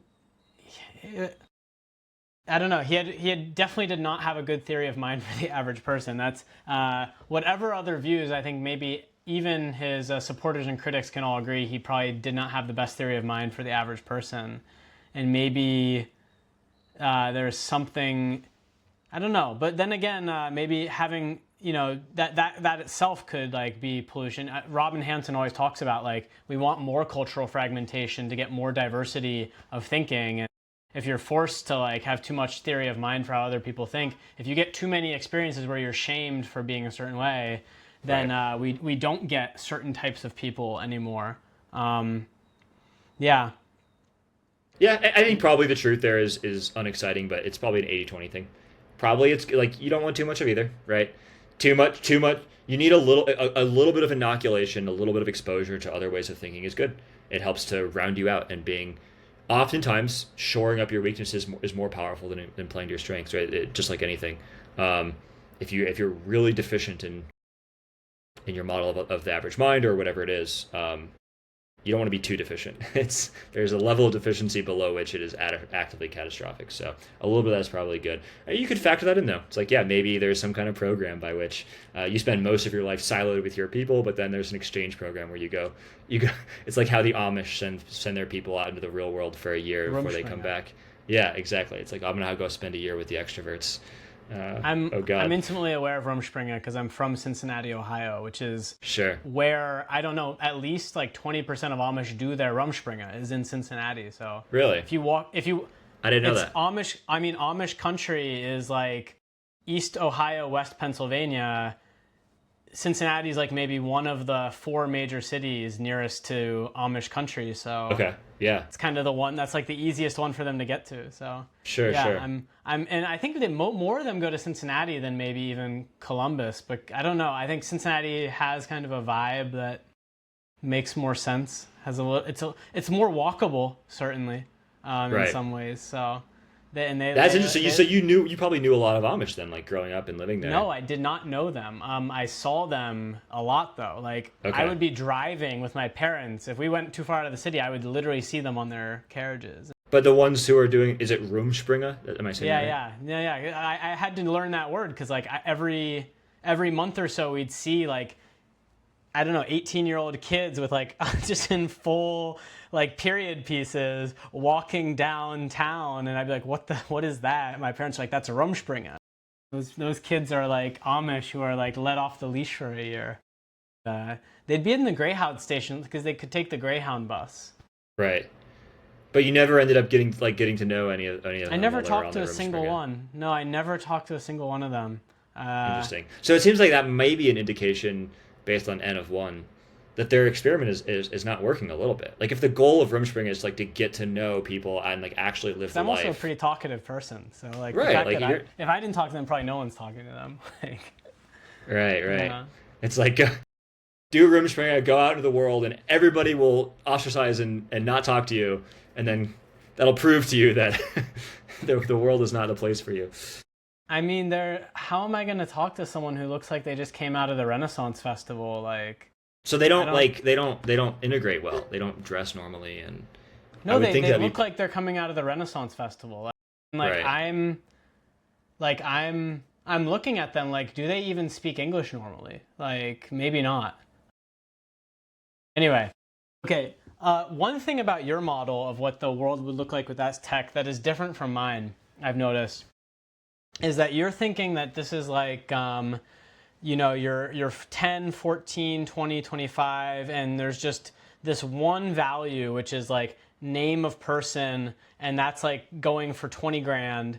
And that's very different from my model of how this looks, which is like there's actually like this probabilistic list, and it's maybe like multi-dimensional of like regions that you seem to enjoy given your current personality, which even changes throughout the day. And like these are regions of attraction. And here's like a global list of thousands, tens of thousands, hundreds of thousands of people, even like local people who are in these regions that you like. And day to day, month to month, year to year, especially during formative phases of adolescence, those pockets start to change. And who is in those pockets also changes because people themselves change. But the pockets that you desire also change. And so it's this constantly shifting surface, in my view. And my view is that it becomes a very cheap product indeed. More like Google search, where it's just costs nothing, basically. But the demand for it is just nearly infinite, because I have demand right now for who do I hang out with at this conference I'm at to get this or this done, or who am I, just in this room with right now who, It's just you and your girlfriend, and you're running. Yeah, and just what region are we? Is there a way I can optimize? Are Yeah. we sure there's not a second person in this room here that I can hang out with? Yeah, or it's just me and my girlfriend, and it's telling us here's hints on how to move you both into regions that Sure. you find enjoyable. Or Yeah. one, and it's like my view is that like this product is extremely complex, and the demand for it is infinite. But it's because there's so much to do in the space of like optimizing social outcomes. I think both are true. I think both are true. Yeah, yeah. So like, of course, it's going to be this very complex thing. I disagree a little bit though with your model. I mean, not massively, but a little bit with your model of like you change significantly throughout your life. I actually don't think that's super true. I think who you are deep down, like when you're 8, that's who you are. Or I said there is no deep down when you're 8. Who you are when you're 8, that's who you are. And that becomes your deep down over the course of your life because you layer on top of that, right? All of this social bullshit, like these social skills and all of this super ego, right? But that's who you really want to match with. You're trying to match the 8-year-old. And that's pretty stable, I think. And so I do think there is, roughly speaking, a ranked list of a globally ranked list of like every human on Earth in terms of taking everything into consideration, who you're going to be most compatible with on that level, and that's going to be mostly stable. I mean, sure, maybe it shifts a little bit if you get kicked in the head by a horse or something. But then, yeah, of course, the less important things, not who your spouse is, but it's the most stable on your spouse because the spouse is the relationship that you spend the most time with in the most different contexts. So the depth needs to be there. Yeah, sure. If it's just like who to hang out with at a conference in one particular context for a short amount of time, that's a highly fluid list that is. Well, another product I think of is that it's not just about dyadic pairings, but it's about optimizing social groups and social graphs as well to create these optimal, and that becomes very complex and very dynamic, a very non-linear dynamical system. So I view this tech as having insane amounts of applications way beyond just, here's this secret little expensive name that you can get by the time you're age 8 of like who the number one soulmate is until another 8, until the new supply of 8-year-olds come in and maybe another one. I always think in compatibility in terms of like one in some order of magnitude. I think it's fair to say that as a baseline floor, you and I are compatible at least in a 1 in 10,000 level. Could be up to like maybe 1 in a million, 1 in 10 million. If you think about truly how many people on Earth we how many would be a good enough substitute for someone we'd want to talk to? Sure. So given that, do you think then it's guaranteed we are best friends if we if we're in the same school in 3rd grade? Because that would seem to be what your model would predict. That everything after age 8 is accumulated false reality, social like things that don't mean anything or don't matter. And as an anecdote, my stepbrother was my best friend in preschool when I was 6, and this is how our parents met. And whoa, that's interesting. I didn't know that. And so my stepbrother is my best friend through the selection of before becoming brothers. That's crazy. Of all the preschoolers, he was my best friend at age 6. But when you claim that basically there's no social, no false signal, it's all very pure. And maybe 6 is kind of old enough. 6, 7 is old enough when you have developed quite a bit of personality. And so this would predict that my stepbrother and I are like this very pure match that has no kind of accumulated influence. And yet, if you look at us today, we are very different. He is not like a person who would be in the rationalist community. He's not in a startup world. All of these things which I now seem to select for, rationalists who are into startup stuff and interested in big ideas, that's not really his thing. But him and I do get along very well somatically. There's something in our interactions. We just get along in a very pure social way, even though in all these accumulated ways, we don't have a lot to say to each other. And so I am kind of a natural experiment in some of that. And that's interesting. I have to be honest though, I don't select for other people like him amongst all of my closest friends now. I think temperamentally, I do select for traits that are similar to him. And I do think when he meets my friends, there is some affinity there in terms of like getting along. But like in terms of like, there's still pretty big differences there, pretty significant ones. And I'm not sure all of my personality development from ages 8 to even now have been like things that are false signals rather than true ones. Yeah, no, I think that's a really fascinating case study. Yeah, to be clear, I don't want to make it. I don't want to. I'm not trying to oversimplify. It's not purely false signal, right? Of course, there's complexity. There can be real. It is a slowing down function, though. Let's say it that way, right? It's like I think over the course of your life, of course, there's a natural development process, and what that natural development process is that like the average contribution to your personality that happens at age 35 is just significantly more superficial and less meaningful than the average contribution to your personality that happens at age 8 or whatever, right? Roughly speaking, on average, I think that's the way it works. So yeah, it's like getting that early stuff down is just the most important. It's not the only factor. Yeah, it would be interesting to see the counterfactual example where you did get exposed at a young age to the rationalist types and the high openness types that you're attracted to now. At that age, would they have been your best friend? I think that life narrative means a lot. I think that almost always, this is not a controversial opinion, of course, everybody's best friends are made generally when they're young, right? Because like those are the people who you get to grow up with, you get to go through formative experiences with, and there's just, and I think this is true for finding your spouse too. Like I think there's a takeoff, a weight calculation where it's better there. I don't know exactly where the cutoffs are, but it's like better to meet your 80% match at 18 than to meet your 95% match at 30. Right? Really? There's something like that. Yeah. If you could only choose one of those. I don't know exactly where those numbers would be, but I think that those are probably roughly where the numbers are. It's like something like that. Yeah. I would rather have the earlier, generally speaking, I would rather meet somebody.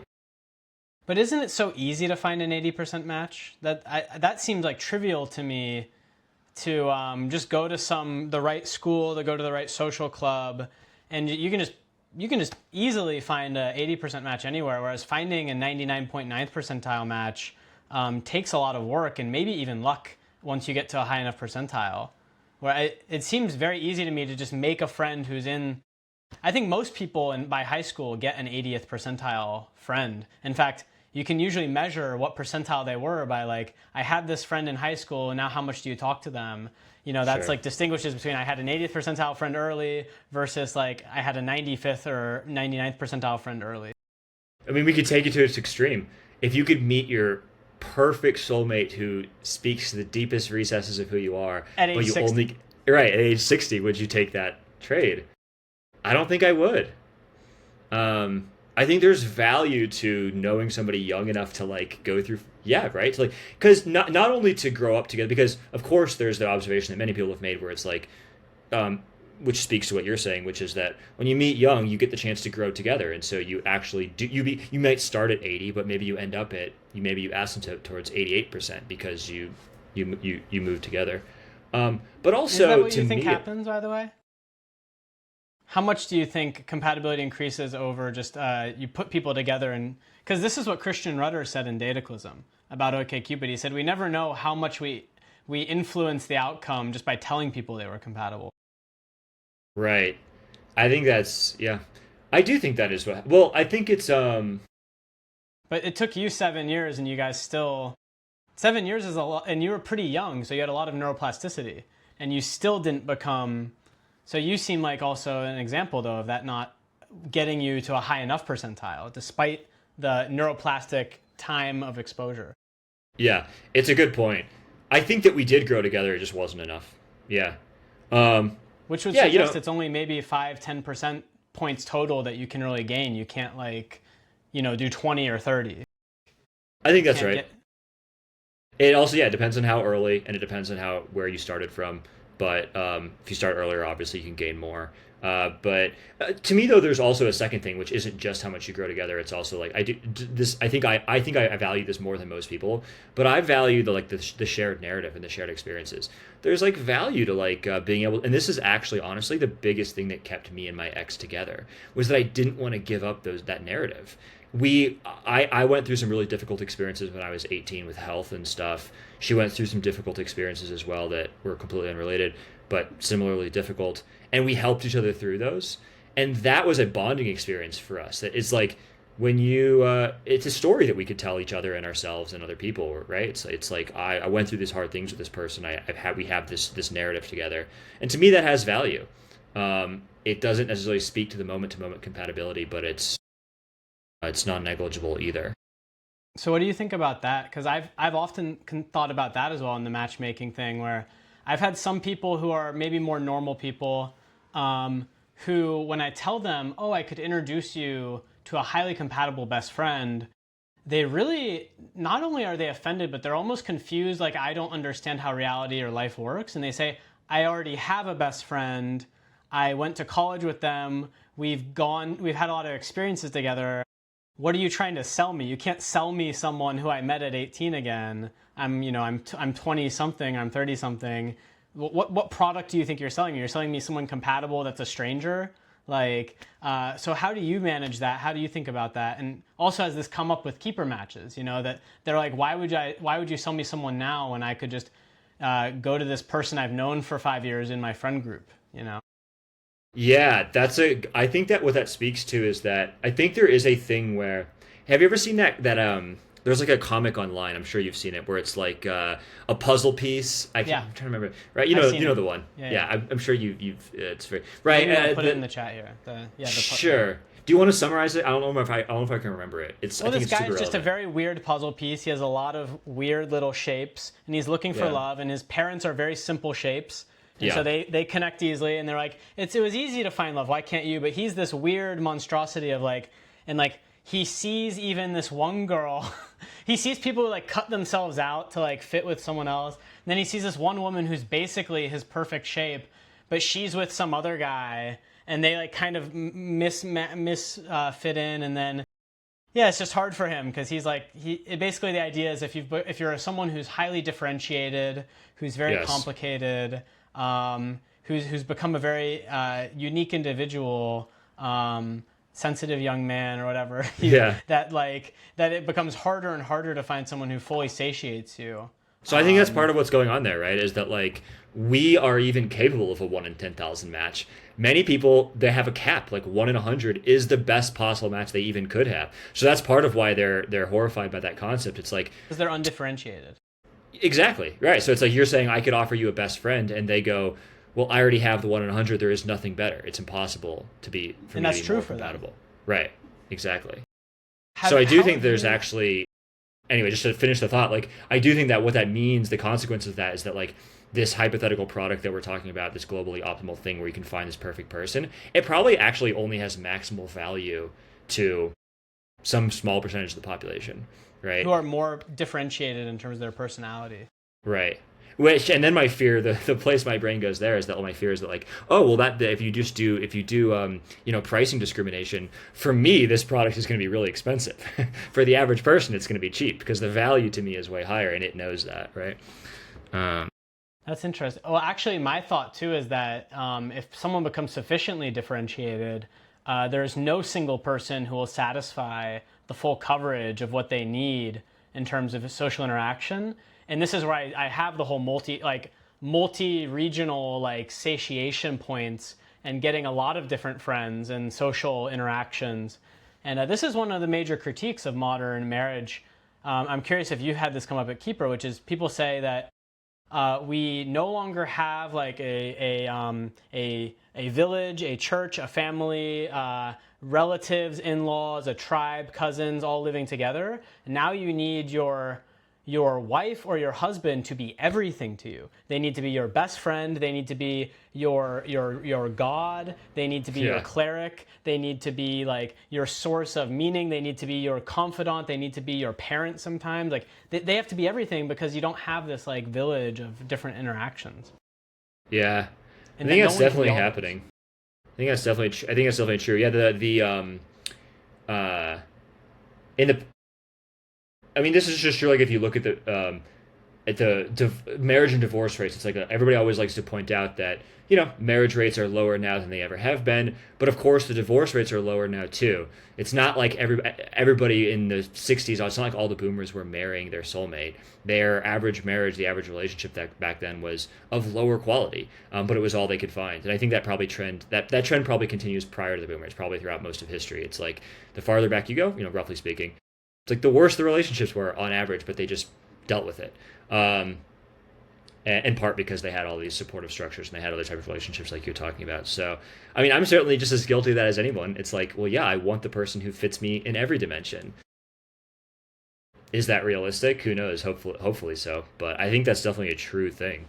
Our demands are higher now than they ever have been, and they have outpaced. Like that is, I think, the fundamental problem at the core. Like when you talk about all the dating trends and you look at all the, people aren't finding the relationships they're looking for. All of the data. If you just have to distill it into one simple sentence, the sentence would be, our demand, our demand for the threshold for the quality of relationship that we're demanding has gone up faster than tech and civilization's ability to deliver. Do you think tech and civilization will be able to deliver it, though? Civilization on the supply side of humans, and then tech on the search side of finding that human. The incentives can stay aligned, yeah. So I think it's pretty unlikely that, I'm sure it could happen, but I think it's pretty unlikely that with 8 billion people and counting,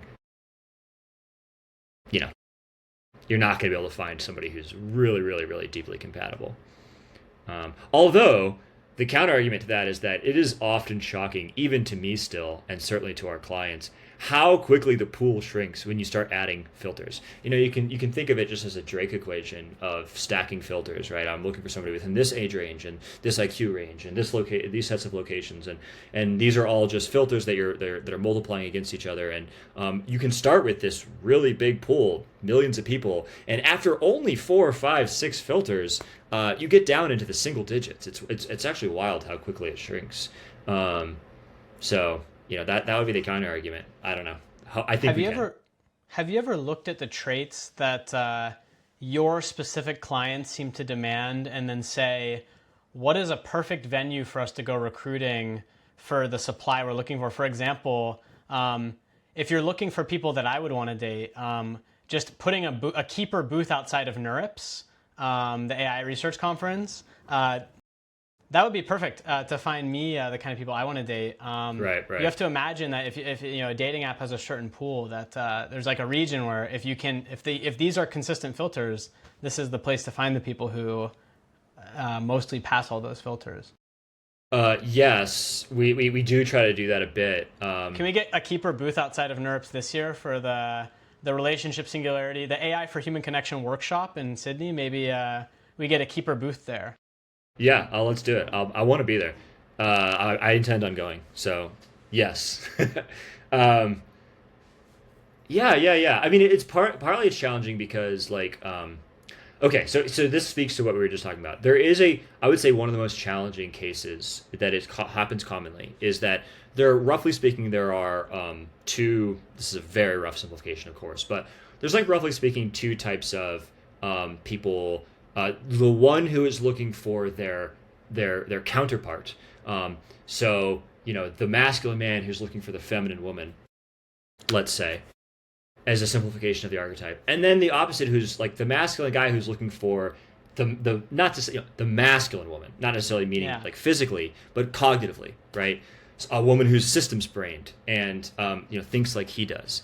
And we have those in reverse too, of course. Women, those are the most challenging cases because those are the dimensions on which, of course, men and women differ.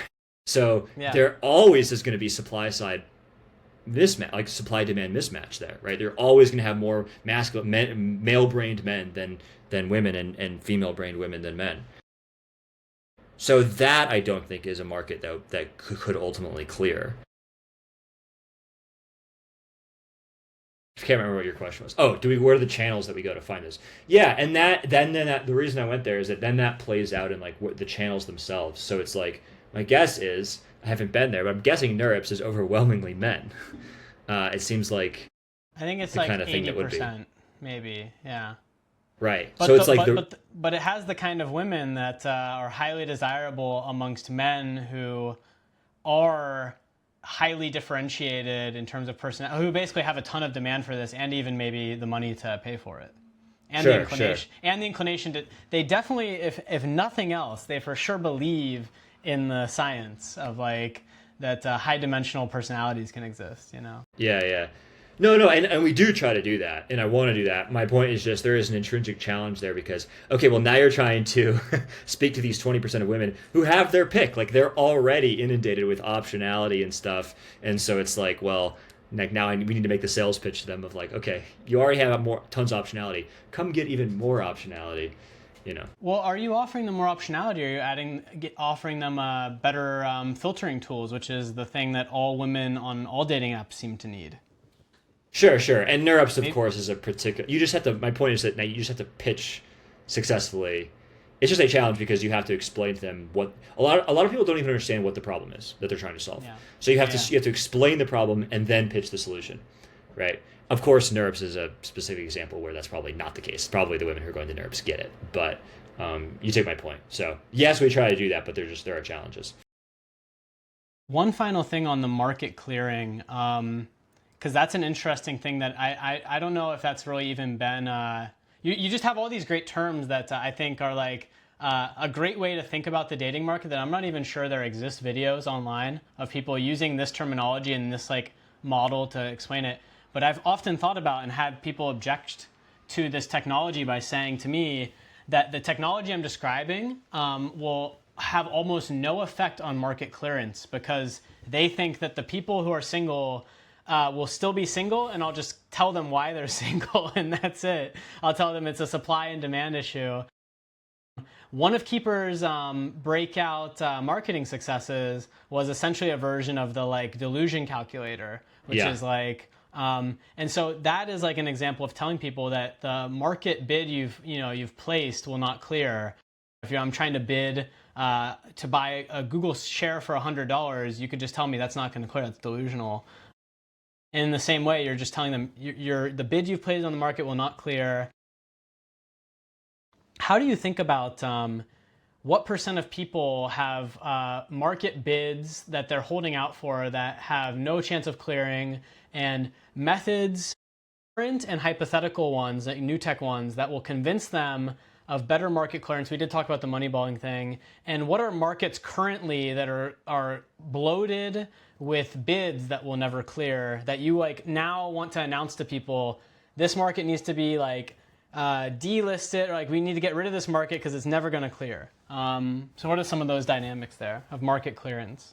Yeah. Okay. So let me speak to the kind of the first half of what you were saying first. So it is a really interesting thing that I have observed at Keeper, where I think people's idea of the market or their relationship to the market is that they're looking for, let's say, a 1 in 5,000 person, or let's say 1 in 5,000, and their current search algorithm, using the word algorithm loosely, right? Just everything that they're doing, from the dating apps to their social circle to meeting people, whatever, is able to surface the 1 in 2,000 person for them. So it's like, yeah, I'm looking for somebody who's like kind of rare, and my current search processes are like okay, but I just need to like just double them, and then we'll get there. And the truth is that actually your search processes are successfully finding you like the 1 in 100,000 person, and you're looking for 1 in 1,000,000. So I actually think that the market is way more efficient. People say the dating market is inefficient. I actually think it's way more efficient than most people realize. One of the anecdotes I tell that supports this is a common recurring thing that happens to Keeper, where we'll offer a match to two people who, as far as we can tell, should have never interacted. There's nothing in either of their profiles that would give any indication they're in completely opposite cities, Los Angeles and Toronto or whatever it is. And they've met. They know each other. They go, oh yeah, we matched on Hinge a year ago, or we met at a conference, or this or that. And oftentimes it's through some aspect of their social circles or whatever. Their search algorithm that they have designed for themselves is successfully surfacing this, what we identified as a very, very excellent rare match. And it wasn't good enough for them, right? That happens regularly. So I do think that there's alpha to be found in this market with good search tools. It's a harder problem than many realize.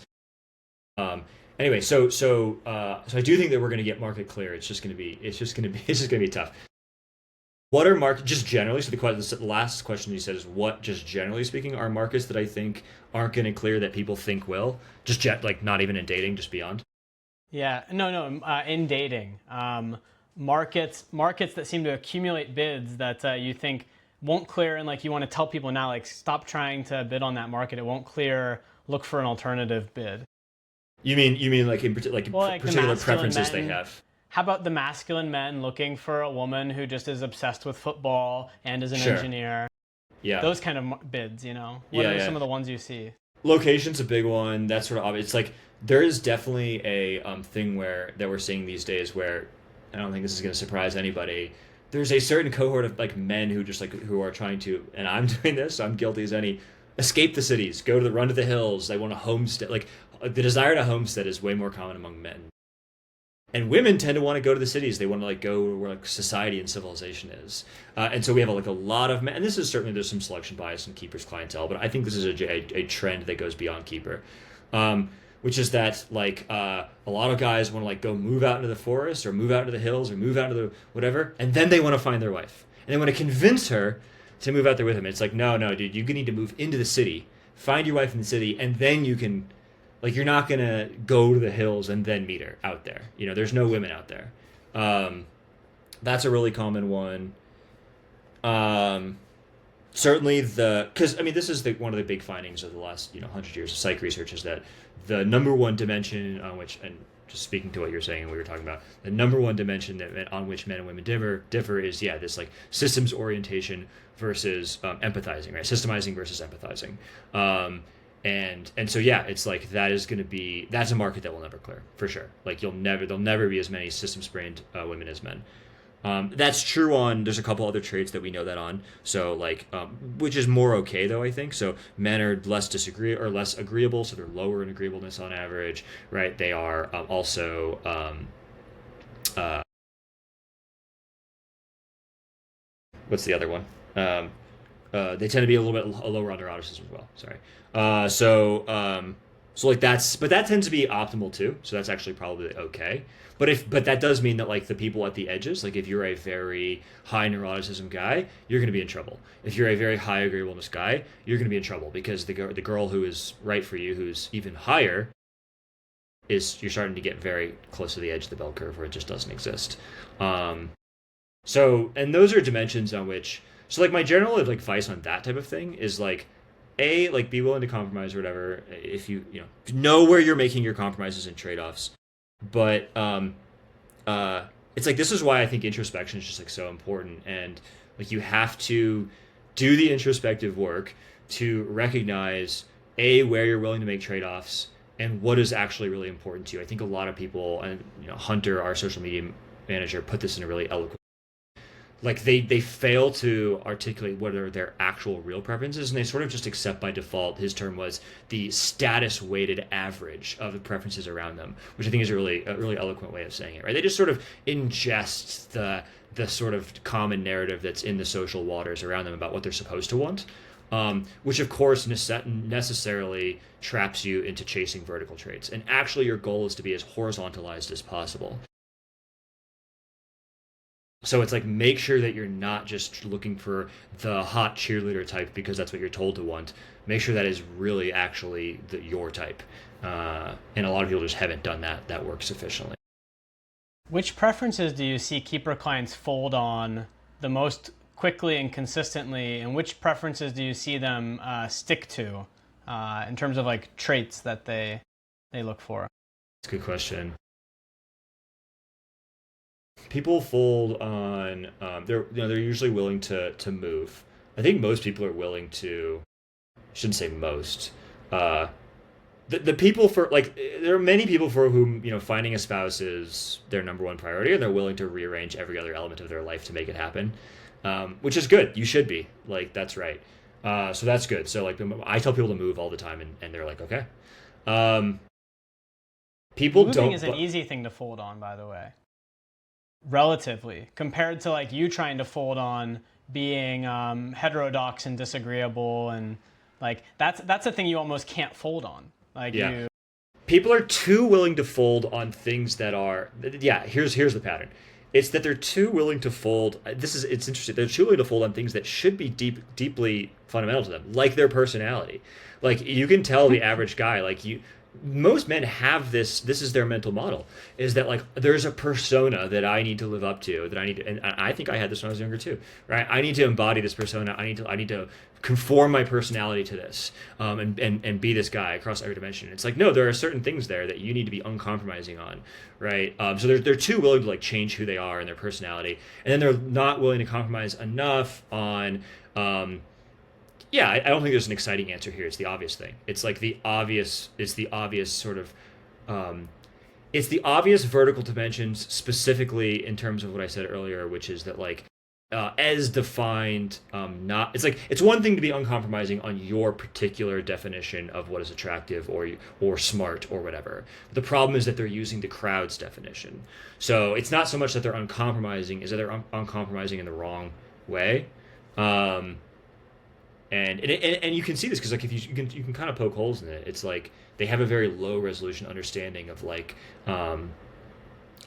everybody sort of uses these like big catch-all buckets. Like everybody wants a funny partner. Everybody wants somebody with a good sense of humor. That's just right. Again, it's like this is just a generally it's like a vertical trait. It's generally accepted as good. It's like, okay, no, that's wrong. You don't just want a generically funny partner. You want somebody who finds your sense of humor funny, who has and then they're not funny. It's like that's the like they don't have a great sense of humor. They want somebody who's funny. What they really want is somebody who matches them. And if you take them at their word, anyway, you get my point. I'm rambling on. If you take them at their word that like we need to find somebody who's high in this vertical trait, it's actually not a good match. You need to treat that as horizontal. Not. is there any other advice or topics that you think people watching this, with everything they've heard, that they might still have lingering as things they would want to hear, or that you think they ought? Start young. It goes by like men and women. It gets harder as you get older. It's true for everybody. The common narrative is there's time. You're supposed to enjoy your youth and like party and everything when you're young, and then when you're like in your mid to late 30s, like that's when you can settle down. And for both men and women, but especially women, but both, it's just not true. Like if you want to find your right person, you need to start looking as early as possible. Yeah. Do you have a few stories of people you've seen who did not start young enough, and like I guess for men it would be like post 38, for women maybe post, let's say like 34, maybe for men like more like post 45, women post, I don't know, like 36, where they come to you and like, what do you do about that? And like, what, just to maybe render in people's mind what their future could look like if they don't heed the advice to like start young. Sure. Yeah. I mean, this is why that was top of mind for me, because we have tons of those clients. And the unfortunate truth is that they are delusional usually about their position in the market and their ability to get the person that they're looking for. Oftentimes they have worked very hard to make themselves attractive according to their definition of attractiveness. So for women, that means becoming a girl boss, and for men, that means becoming agreeable and fitting into the social mold. And that's exactly the opposite of who is attractive to the person that they're looking for. So it's like, well, a woman goes, well, I'm 40 now, I'm a millionaire, I'm a partner at my law firm, I'm really attractive now because the guys I think are attractive are partners, right? So it's like, well, now I'm equal to them, so now I'm ready to settle down with them. And it's like, no, the 40-year-old guy who's the partner of the law firm, he's marrying the 28-year-old girl or whatever, etc. Right? And they just like, that seems like an obvious thing to you and me because it's like we swim in these waters, but most people just do. There's almost nowhere where people can get the honest truth these days. Like the social fictions are. Even if most people aren't trying to escape them, but even if you are trying to escape them, they're suffocating. Like you cannot. It's very difficult for the average person or whatever who doesn't like swim in our super high openness waters. Well, there's a lot of cost to being the messenger of any sort of unapproved information on this stuff. So Yeah. So anyway, to very quickly, that was a long, circuitous way of just very answering your question, and the quick answer is yes, we see that all the time, and the truth is that you are in a race against the tech, I guess, right? It's like if you're getting older, you're now it's getting harder and harder to find this person. The person who was used to be maybe a 1 in 10,000 match was the person you're looking for. Now they're 1 in 50,000. And so like, and that's only accelerating as you get older. So like, you're making this massive bet that like that person exists, and we're going to develop the ability to find them. I wouldn't make that bet. I don't know if the tech is improving faster than you're getting older. And what that means, if it's not, is that you just won't find your person. And we see that all the time, unfortunately, is like people who they just make it in their 40s, and probably they spend the rest of their life single. what about the men?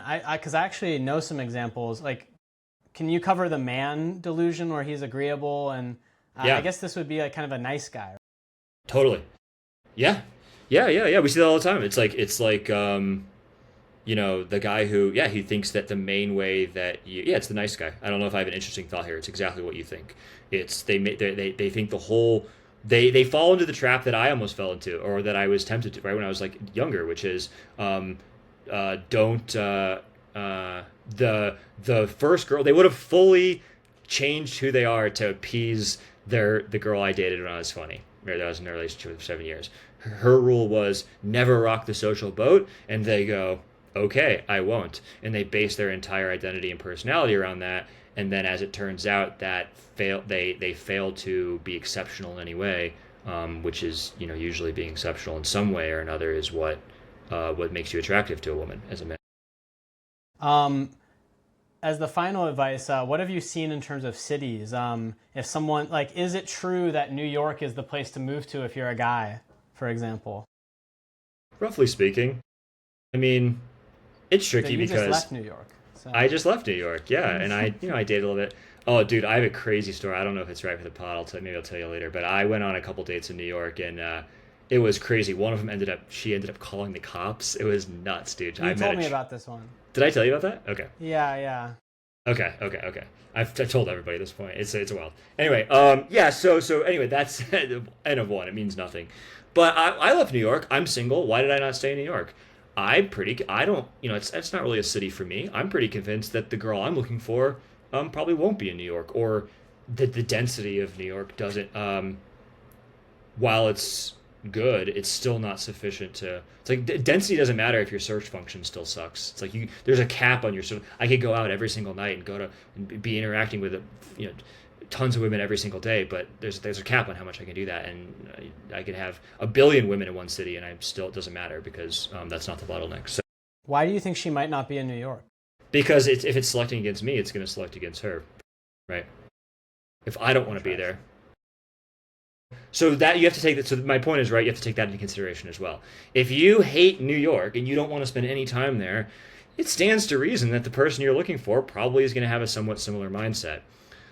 So taking that type of thing into consideration, roughly speaking, yes, there are more women in New York. So will that probably help if you're a man? Yeah, it's probably better than being an SF where the ratio is inverted. But doesn't this violate what you said is the number one preference people should be flexible on, which is man in the woods should be willing to move to the megalopolis, Zootopia, where the women want to be? Well, I think it's just about what your bottleneck is. You just have to identify what the bottleneck is. Most people just fail to do that. They're optimizing for the wrong things. So understand that your entire funnel, that your entire search process that you're exercising, and identify the bottleneck. So if you're a relatively average guy who's not looking for somebody who's super, super idiosyncratic, and you are out on a homestead in a rural neighborhood, location is probably your bottleneck, bro. For me, I don't think it's going to end up being, but I'm really weird and specific and unique. So, and I'm making a bet, to be clear. Like I'm rolling the dice that I have successfully identified what my bottleneck is. Cody, thanks for being on the podcast. If you guys want to sign up for Keeper AI, you go to keeper.ai. Is that it? Just go to the website and they can sign up to be one of your users? Yeah, that's exactly right. Keeper.ai, you'll see links on board as a man, on board as a woman, and hopefully we'll find your soulmate. People are probably wondering, Cody, if you're single, why haven't you eaten the dog food? Isn't this if you if you have a dating app and you're isn't that telling? And the truth is, I have started on going on some keeper dates. I went on my first keeper date. I was in a relationship prior to that, but now that I'm single, I started going on a few keeper dates, and actually going pretty well. I met some very cool women through Keeper. Haven't found the one yet, but the best dates that I've been on so far. So hopefully Keeper will work, and that'll be the most glowing endorsement. But yeah, if you want to try it out, Keeper.ai, and hopefully we'll find you the person you're looking for. Thanks for having me, Ben. This was fun. Yeah. Yeah. See ya. Were you going to say something else? I didn't mean to cut you off. No. Well, also just a quick mention, because people might be saying, is this for like old millennials? Is this for Zoomers who are like whatever? You have more women than men, right? Yeah, like 70% of our pool is women. And what is the demographic split of like the type of people, ages, and cities that they're in? Yeah, so it roughly just tracks the general population. So we have the most people in the biggest cities, as one might imagine. New York, SF, LA are our biggest cities, and the gender distribution is roughly the same everywhere. So somewhere between 70 to 80% of our women, our users, are women, and that's just a function, it's just a quirk of our marketing. Like we've kind of intentionally targeted some of our marketing towards women for our free users. That'll even out over time. Roughly 60% of people who are looking for a serious relationship are women. So we wouldn't expect it to go to settle at 50-50, but it'll probably settle a little bit lower than where it is right now. But yeah, so I mean, it's the number one thing that the number one lever you can pull. This speaks to what you were saying earlier, to increase your chances of success. I think this is true on Keeper, but certainly any global matchmaking algorithm that is trying to find your global optimum is just location flexibility, because that just increases the number of people that are at the top of your funnel, right? So regardless of where you currently live, if you are open to meeting somebody long distance and then figuring out the logistics from there, it maximizes your chances of success. So that'd be my recommendation. Sign up for Keeper, be introspect, think about what you're looking for, make sure it's actually your preferences, articulate them well, and then be open to meeting that person wherever they are. You got a good chance if you do that. All right, Cody, thanks for being on the podcast. Thanks, bro. Awesome to talk to you.